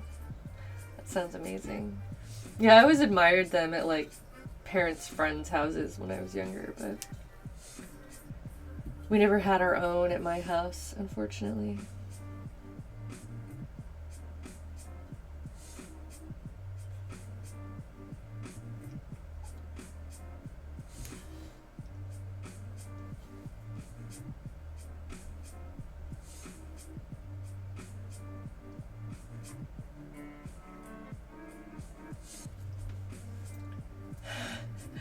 Did I see the guy who turned a cement factory into a fairy castle with greenery and all this other dope shit? I have not seen that. You should link us if you can find it, because I am not familiar with what you're talking about, but it sounds amazing. So the link is not gonna work in the chat. It's like automatically blocks links. But you could lift it, you could put it in Discord, or I think you can get mod permission to post a link, but I don't know how to do it. But yeah, Riley, you should join our Discord if you're not already in there. There's a link in the info box right below my my stream, and there's a lot of really cool artists in there to share adorable things with. Oh, you are a mod! I forgot you were a mod! Oh, dang. Alright, well, let's see. I think you can post links then. Do your thing. Riley is my friend IRL, FYI. Mwahaha, there you go. Alright, thank you for using your link privileges for good instead of evil. I appreciate that. Yeah, we've got some pretty colors coming together on this house. I'm just cleaning up the white trim a little bit.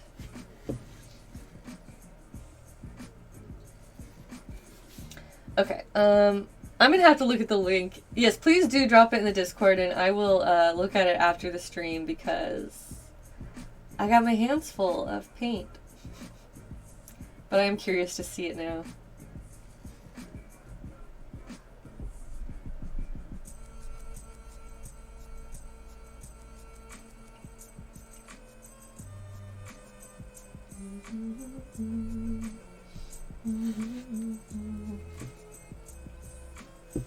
Now I'm like watching everybody react to it, but I can't look at it yet or I'll like click away. No, I think I can look at it over here. Hold up, I'm gonna find it.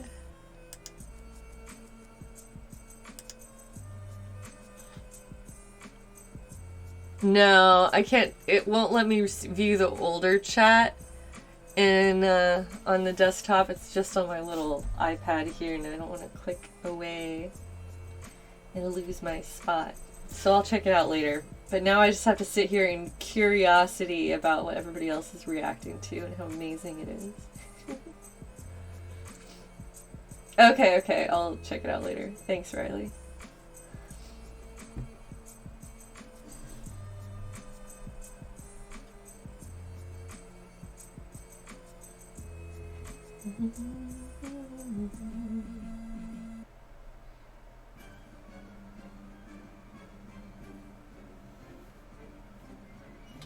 I'm sure I will love it. I want to live in a fairy house. I want to live in a magical place. It took him 45 years? Dang. I guess, some dedication to your dream. Okay, I've done my basics here.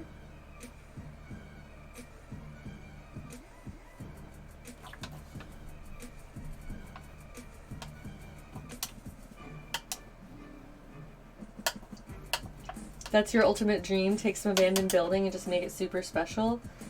That's expensive and time consuming, but it is certainly a dream. That seems amazing. Okay. So here's where we're at with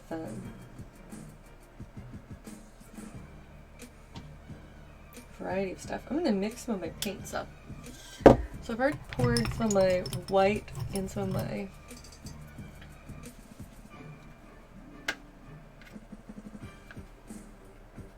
I'm just gonna add some white to this light shadow color and bring it even up a little bit more.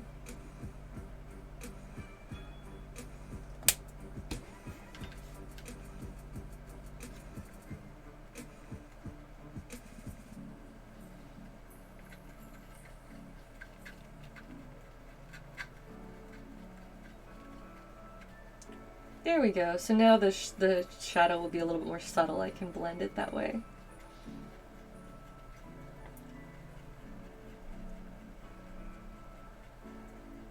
You want to do that with a old camper / RV? That sounds amazing.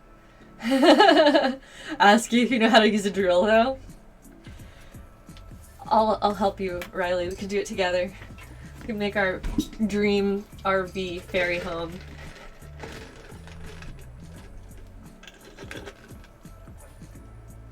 my gosh. Your aunt and uncle did that with an abandoned mental hospital? That's crazy. They bought an abandoned mental hospital and turned it into a building with condos, stores, and restaurants. Dang, your aunt and uncle must be loaded, number one. And number two, that's a really cool thing to do with an abandoned mental facility. Riley is like, that's haunted AF.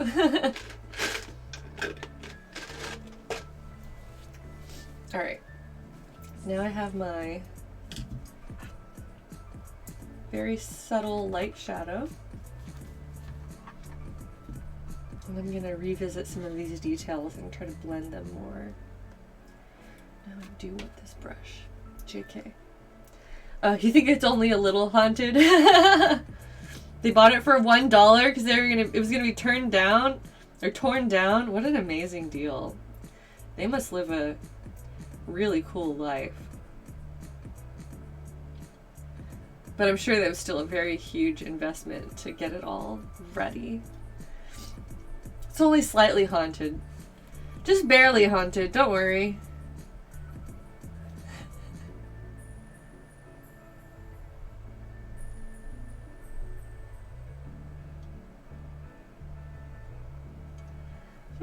I actually like this color so much. I might just kind of put it everywhere and then go back with the white as a highlight to get those nice color blends.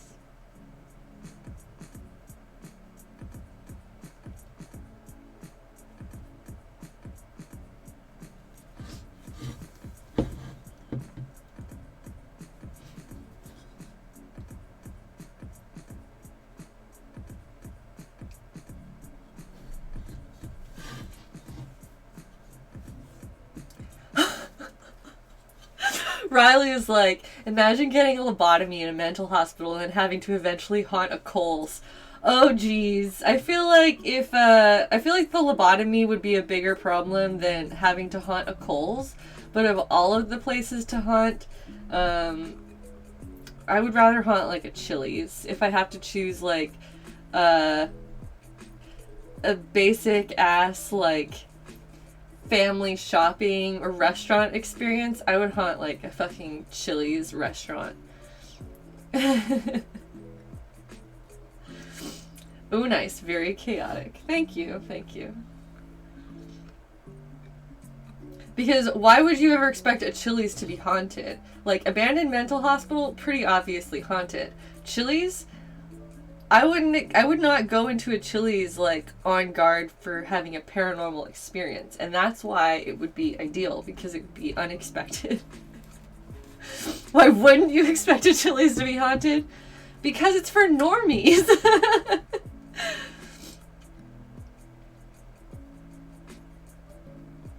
Normies eat at Chili's.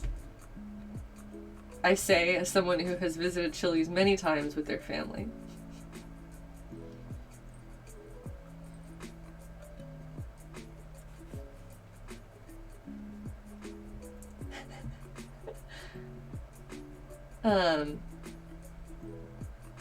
If I were a ghost haunting a Chili's, I would like hide out in the bathroom or something like that where people are least expecting it, and then while they're sitting there trying to tinkle or whatever, that's when I start in with the baby back ribs just really quietly. That would scare the shit right out of me. Paint the haunted Chili's. Nah. I'll leave that to somebody else. On an Applebee's.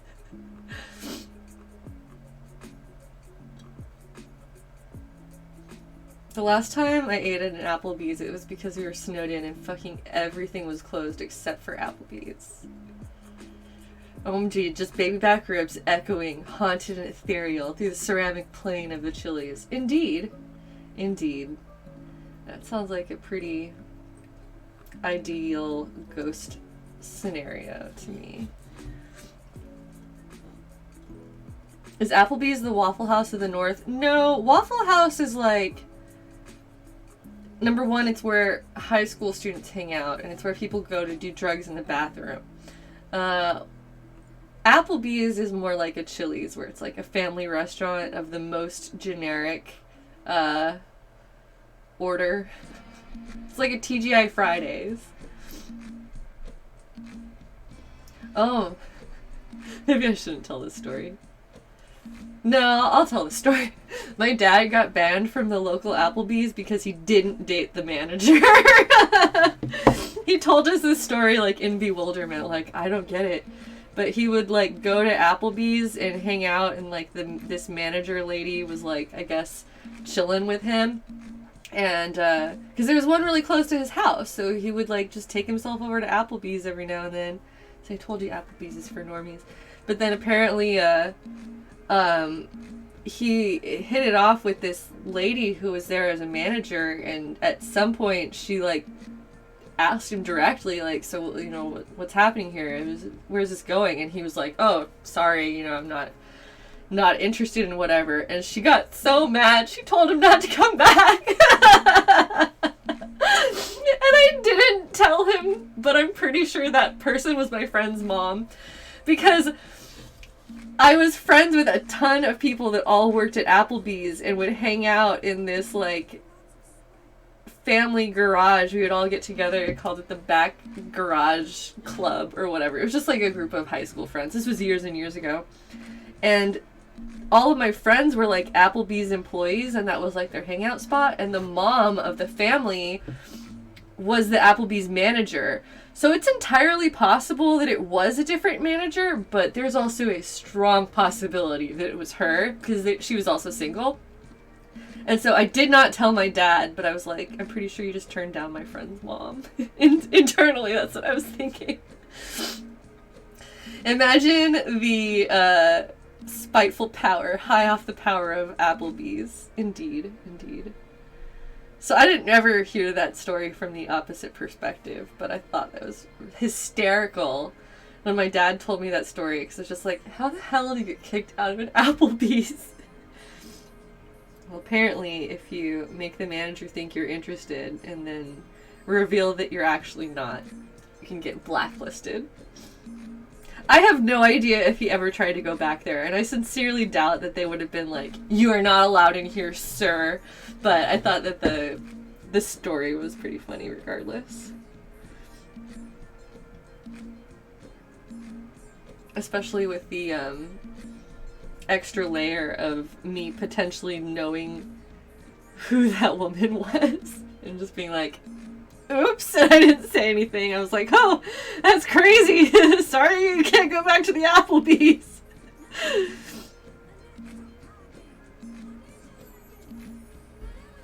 Wait, Applebee's has a blacklist? I mean, I feel like every business has their list of... I mean, they can have the right to refuse service to whoever they want for whatever reason, including you didn't take me on a date. I guess. I guess if you're the manager of Applebee's, you can wield that power. Oh my gosh, I'm gonna like smear my makeup now. I'm fine.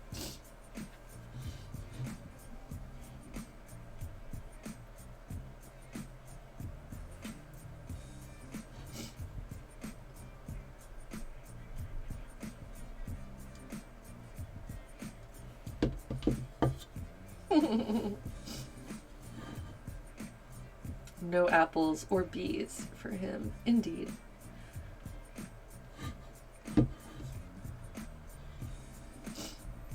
Yeah, it's just absurd. The whole thing is absurd. Don't kick somebody out of your restaurant for not dating you. It's not good form.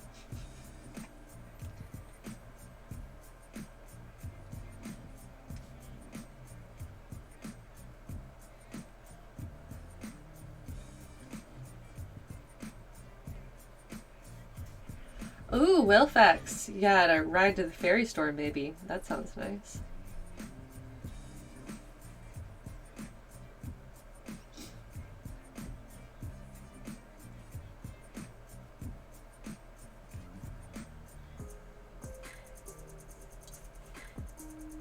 So I decided to just go all in with this, like, smooth shadow color that's, I don't know, it's like a cool gray. It's very, very light. So I'm starting with this. Oh, good night, Nia. Have a wonderful evening. Thanks for chilling with us. But I'm just going to go all into all the little nooks and crannies with this, and then I'm going to hit the highlights again with white.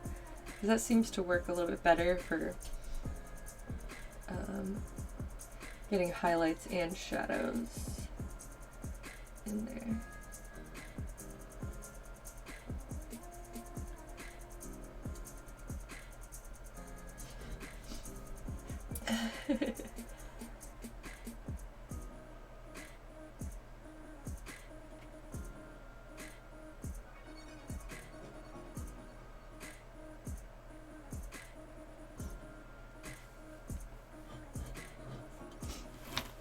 That's kind of pretty too, where it's just like, I don't know, it's a very soft color.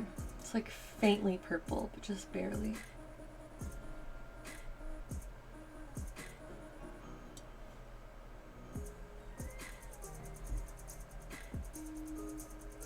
You're making me hungry in the chat with all your pizza talk. Maybe I am gonna have to treat myself.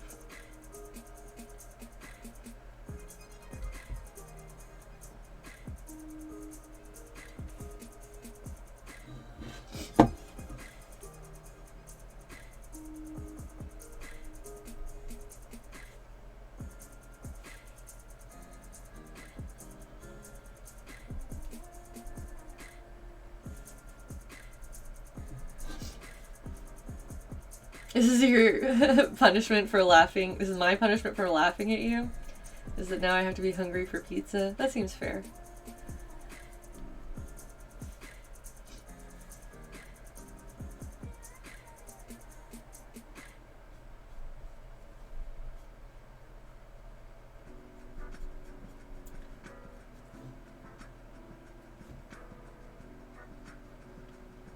So I was thinking of other stream ideas. What was on my mind earlier?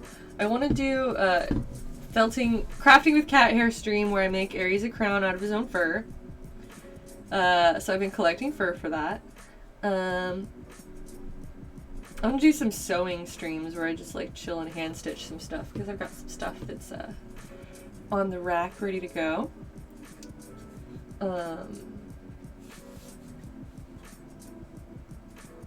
I guess those are the things that were on my mind as being like potentially different projects coming soon.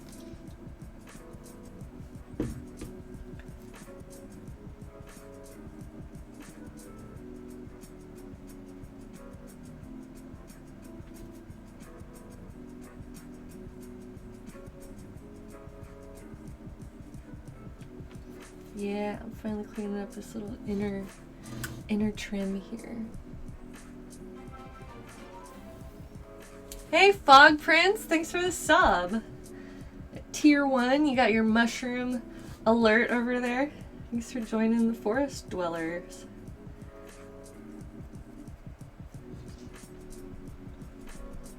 I don't have to follow Aries around waiting for his hair to fall out. I brush him. You brush him, and as you brush your cat, the hair will naturally collect. And that's actually good for the cat, too, because it's brushing out the loose hairs, and it helps him stay clean and stuff, too.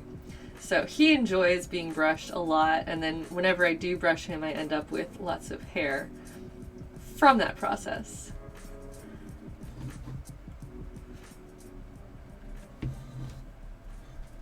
The cat hair will make the fairy house feel lived in. The cat hair is for a separate project. The cat hair is for felting with cat hair. You know, crafting with cat hair, like the book says. So I thought a little crown would be perfect for Aries. Maybe for his birthday, he can wear it. His birthday stream.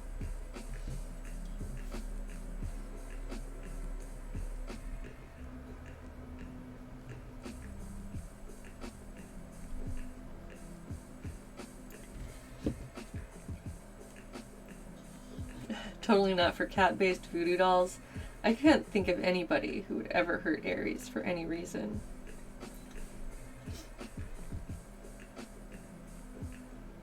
He's too pure. He has no enemies.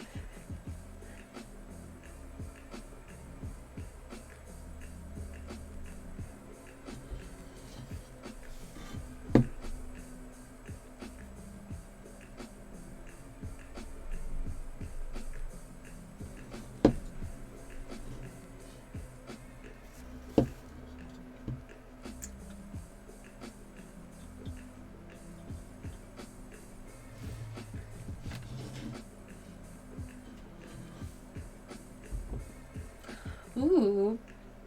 Carve Nerd says that they go to a lot of dog shows and they met a woman who spins her Keeshond's fur and then knits with it. That's amazing. Making actual yarn to use in a project is very intriguing, but I don't know very much about that process, and with all the other stuff I do, it's just like one more thing to get invested in. But I really like that concept.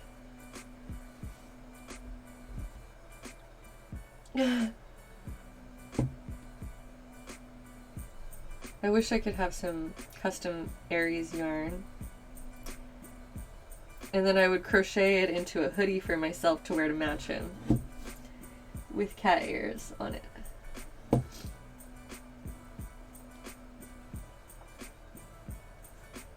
It's the longest amount of time I spent on a single costume. I made Zelda over the course of about 3 months where I was working steadily each day. So that was definitely the most amount of work that ever went into a single costume, but I did not count up like the hours that I spent on it or anything like that.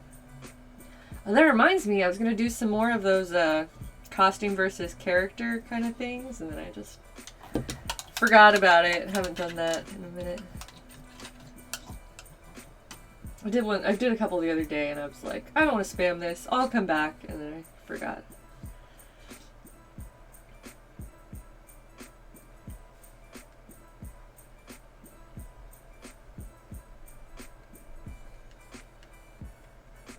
I spent 36 hours painting a 4-foot tall deer.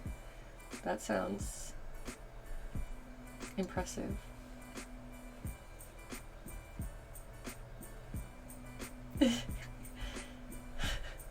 I don't think I've seen that SpongeBob episode where he makes a sweater for Squidward out of his own eyelashes or something. That sounds pretty amazing.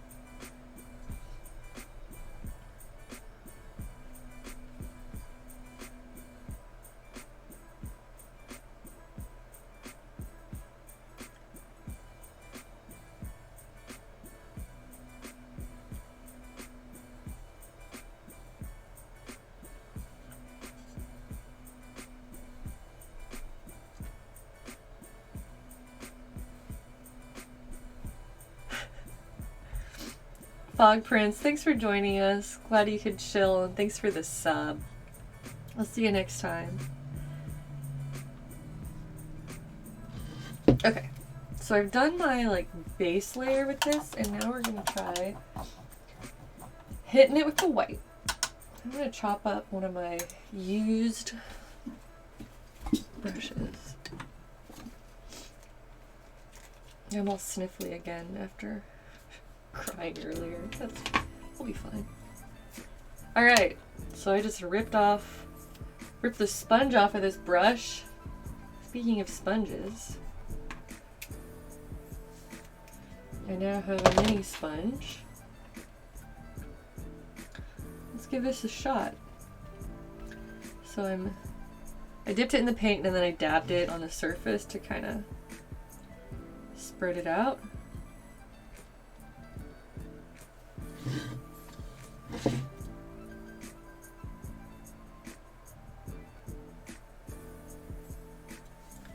That's working a lot nicer. So now it's just hitting the highlights.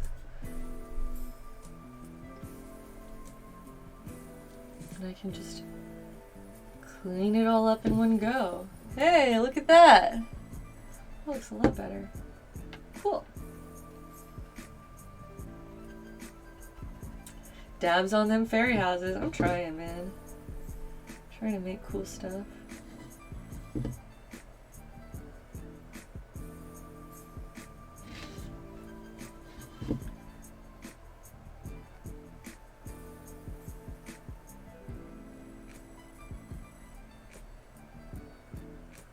I really like working with sponges and other non-traditional painting tools. You can get really cool results. And then you can also avoid excess brush strokes. Because whatever you're using to apply paint is going to leave some kind of footprint, as they call it. And having something like the sponge that it like kind of leaves tiny, tiny dots rather than streaks. I find that can be easier to blend with. Cool, that looks good, I think. It is eyelashes, you were right. You looked up the SpongeBob stuff. I'm happy for you. I'm glad you could find that validation.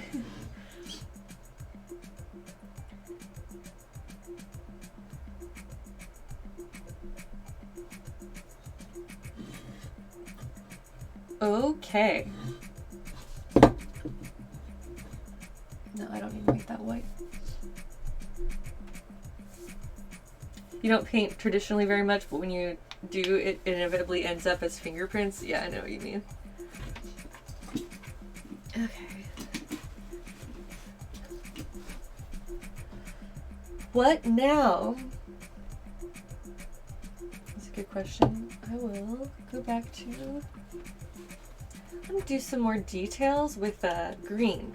So this is called Thicket, and it's kind of like a teal-ish green. It's definitely still in the green family, more so than blue, but it's like a very muted with a slight blue tone to it. I'm going to put some of my other paints back before I have too many just like sitting out.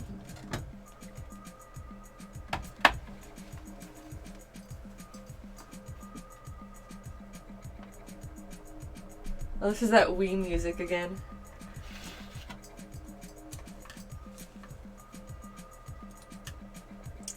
Okay. So these areas will still ultimately be covered by the textured moss, but applying a layer of paint first will help us make sure that we don't have a lot of like visible holes in it or anything like that.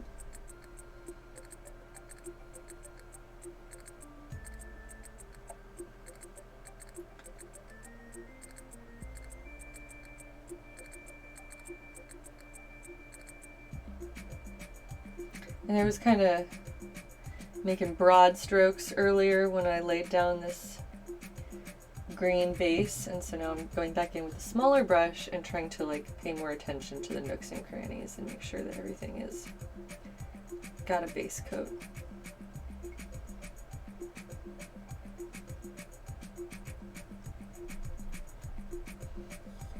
Oh, hello, Junipers, welcome. Done with the school day. Ready to chill?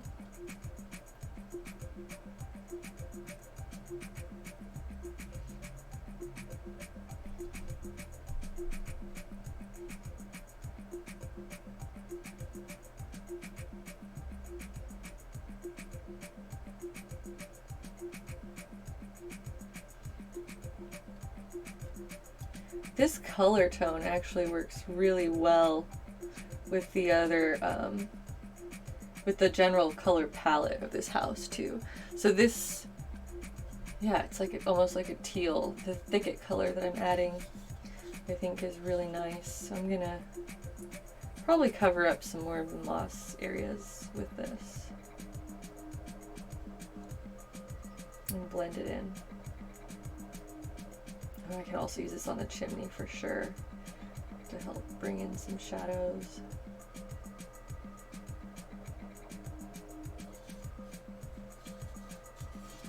Oh, thanks, Potato Punk. You've been hanging out in the background. Thanks for saying hi, but I welcome the lurkers.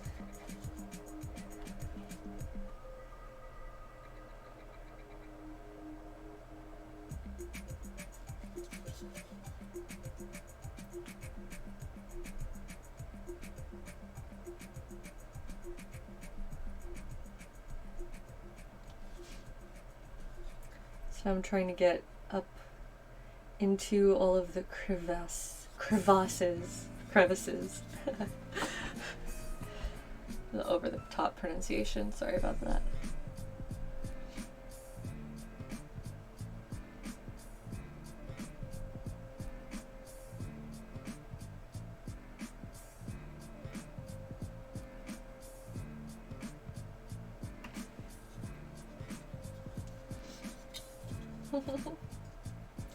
You like the teal accent? I'm glad. I like it too.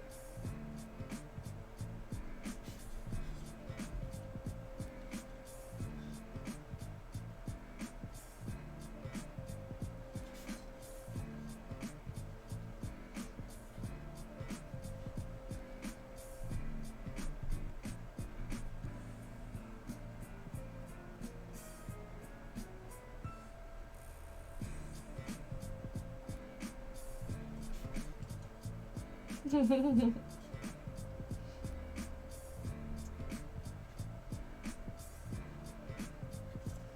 vibing out. Thanks, guys. I'm glad this is entertaining to watch paint be applied and the shiny finishes. Oh, bye, Riley. See ya. You're gonna attempt a gym session. Good luck with that.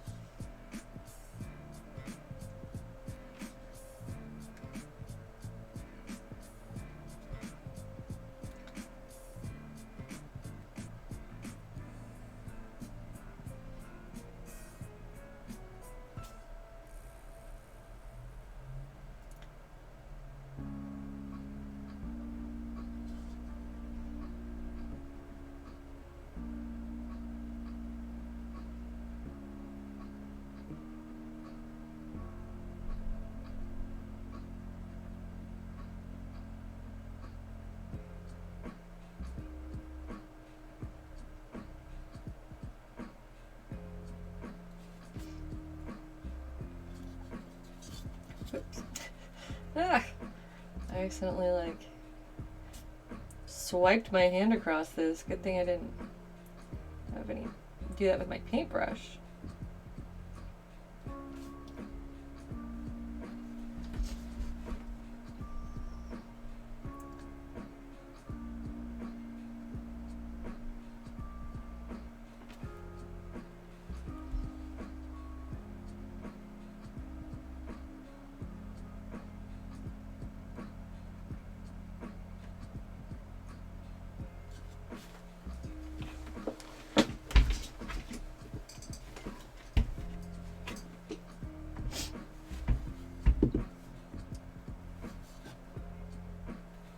So there's the, like, teal color that's being added into these green sections, and I'm just trying to make sure that I've got clean edges on stuff.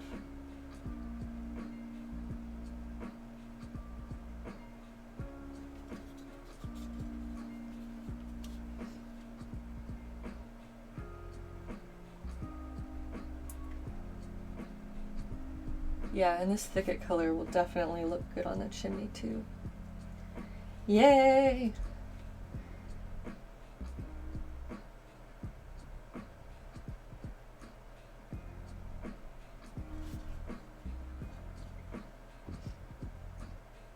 Oh yeah, if we've got anybody chilling in the chat who's working on your own creative projects, don't forget to update us. Let us know what you've got going on.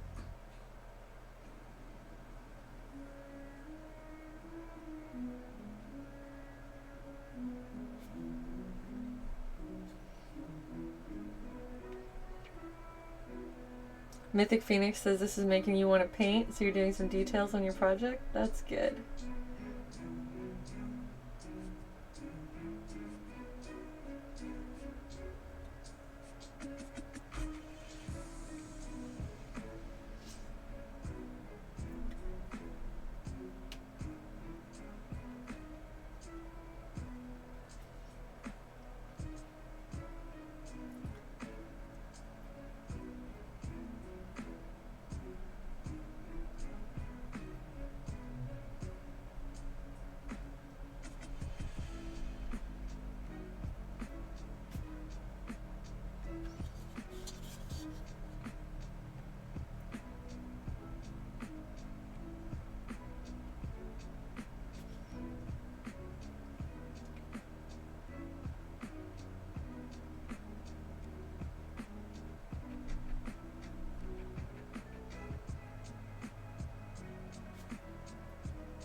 So many good remixes on this station.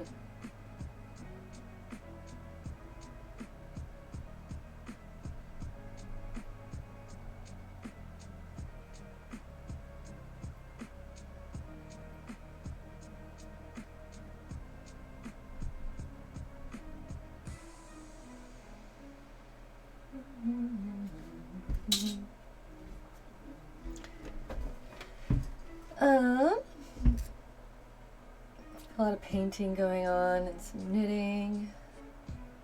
It's great.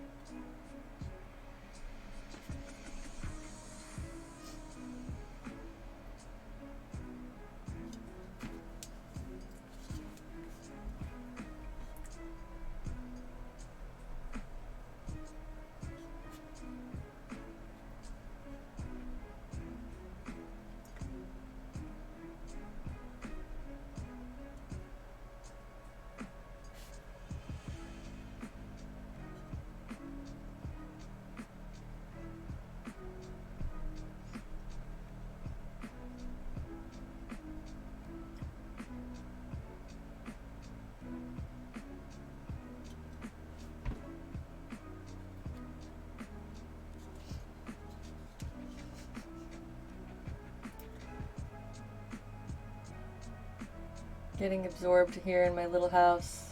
That's okay. Sorry, I've just gone quiet with concentration.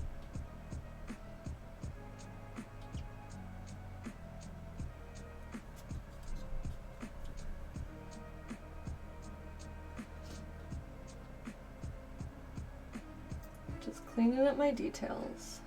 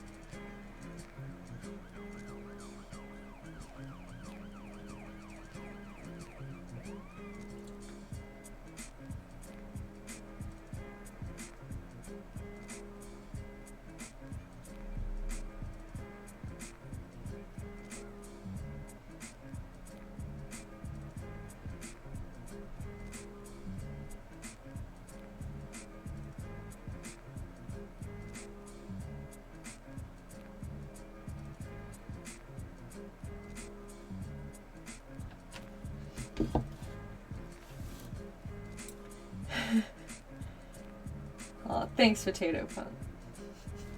Oh, I think the police sound was from the music. I was like, what are you talking about? Oh, the police siren. It just played. I don't know, I'm starting to get hungry. I've been streaming for almost 3 hours. You know what? I'll probably try to make it to the 3-hour mark, and then I'll go eat my food. It seems like a decently long stream.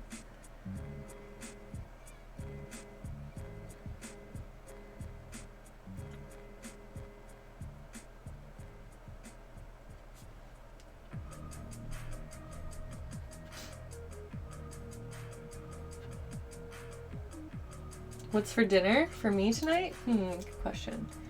I might just make some pasta and veggies in my rice cooker, because that's usually like a solid go-to meal when I don't feel like doing very much any creative cooking. I'll just throw like some broccoli and some zucchini squash and potatoes into the steaming compartment, and then add some either just jasmine rice or occasionally like a rice packet and different types of those. I will put that in the rice cooker, and that's a nice quick and easy meal, even if it's pretty no frills.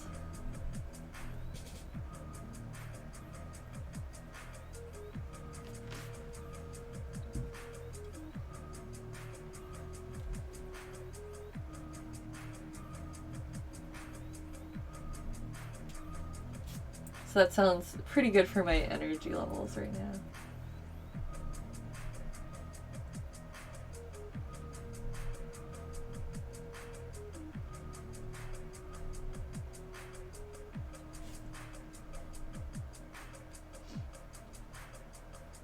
I'm trapped on Twitch forever.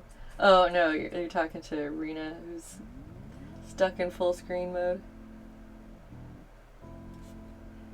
Oops.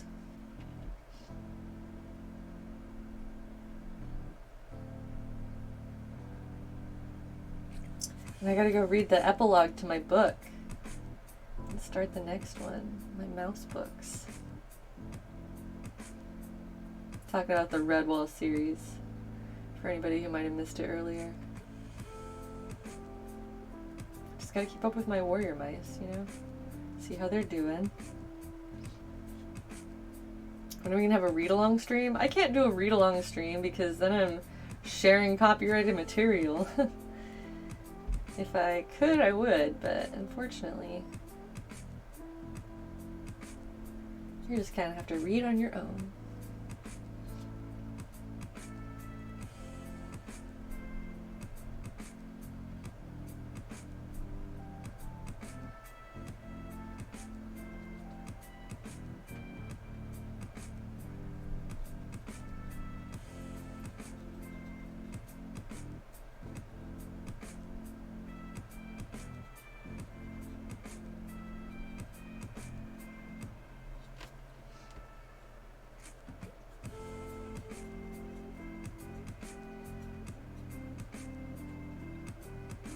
I wonder if you could just read a book out loud on Twitch and whether or not that would be a violation. Like if you read it yourself, not to play somebody's audiobook recording, but just if I sat here and read a book out loud. I still wouldn't do that. I have other projects to do. I'm just curious of whether or not you could do that. No, I don't think you can. That makes sense. Because then you're like sharing the entire contents of something that's supposed to be purchased. But I've been really enjoying audiobooks in my own time because it kind of helps you get into a mode where you're just working and kind of keeping your brain occupied at the same time. At least for me, that works nicely.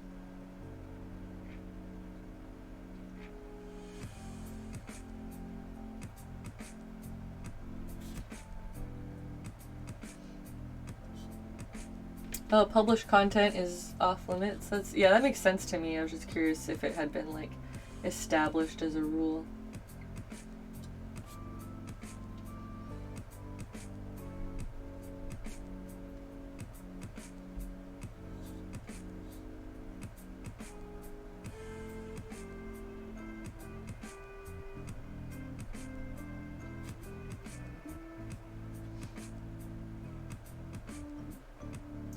Almost done cleaning up the edges of my trees where they meet the house, and it was kind of messy where I had kind of gotten paint onto the sides of the tree. So I'm just cleaning that up.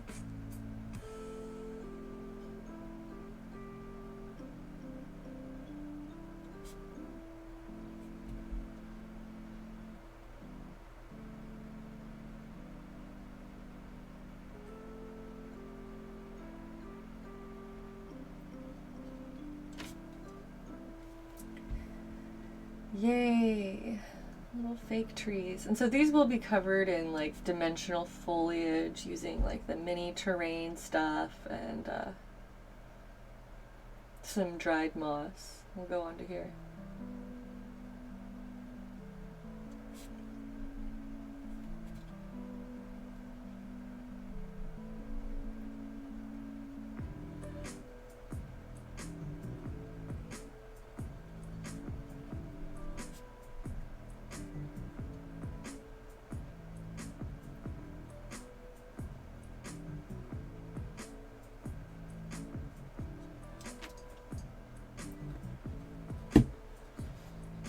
Finally, the details of my little house are coming together. It's pretty exciting.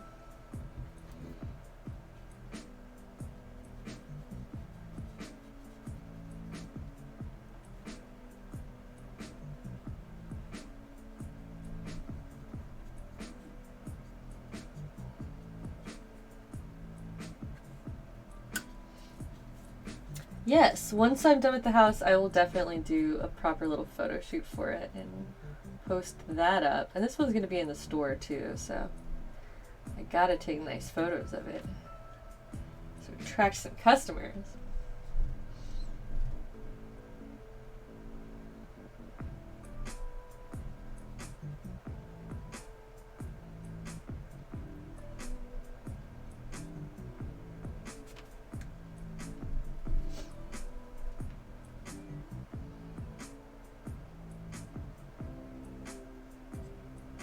I'm sorry you can't sleep, Navita, but I'm glad you got to come back and check out the house project. Progress, that's what I was gonna say.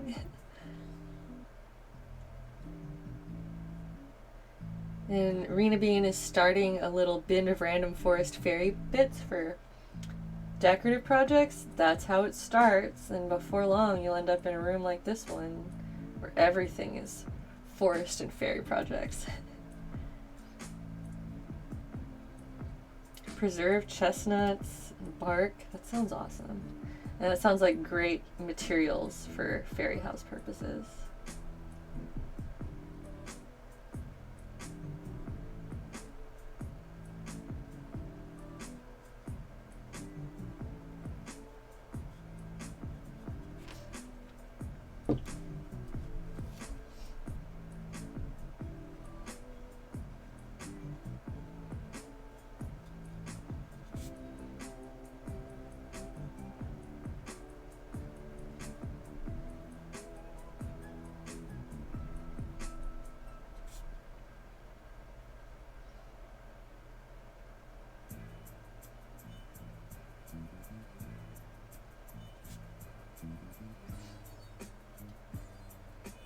Hmm.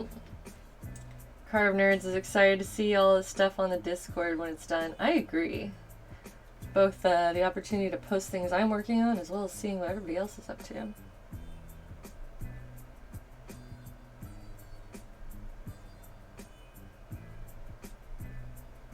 These trees are difficult to do without just making a whole mess. I'll find a clever way to jazz it up with moss and such in the end to get nice texture and cover, because I don't like the look of this tree sculpt, so I'm going to cover it in such a way that it kind of looks more natural, which will come down to adding chunks of moss and stuff onto it. Can you imagine living in a house like that? That spire looks perfect for reading books in. Oh, I totally agree. I've always wanted to live in a house, like a Victorian style house.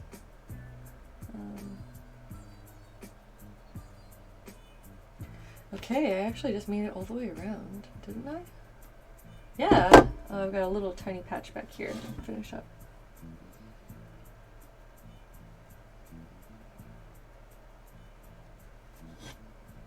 Cool.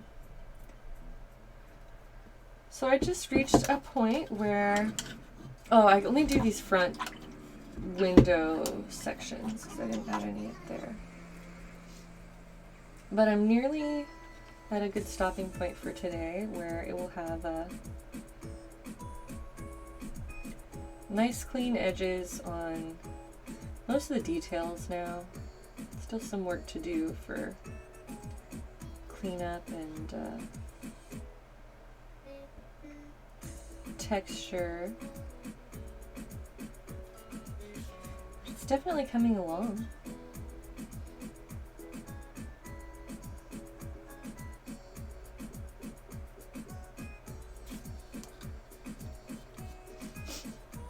Hell yeah, Animal Crossing remix.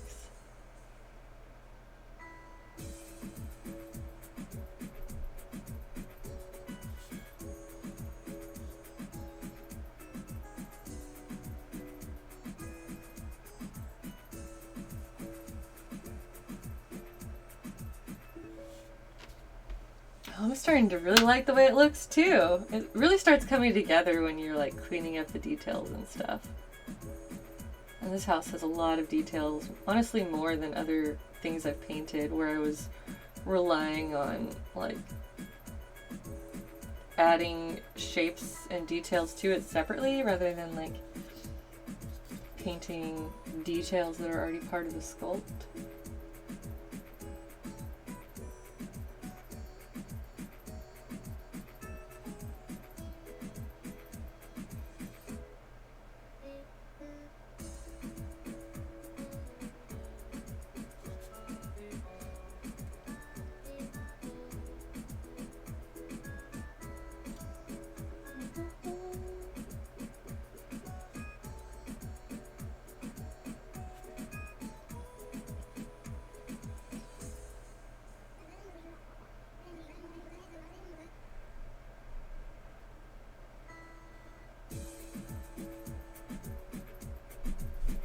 Nearly done with this area.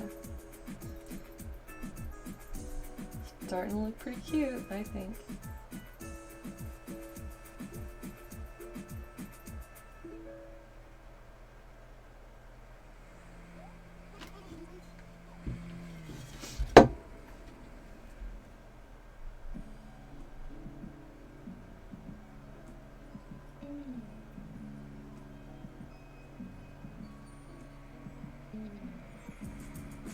Yay! Okay, there's the last finishing touches for this stream.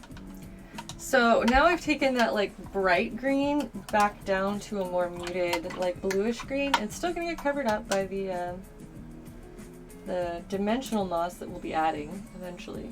But yeah, it's really coming along. I feel like the color tones are working nicely and it's so shiny now. Very shiny. So I'll keep adding shadows and details and other stuff, but I think we've got a really good base going along now, and I'm excited with how it's looking. Okay.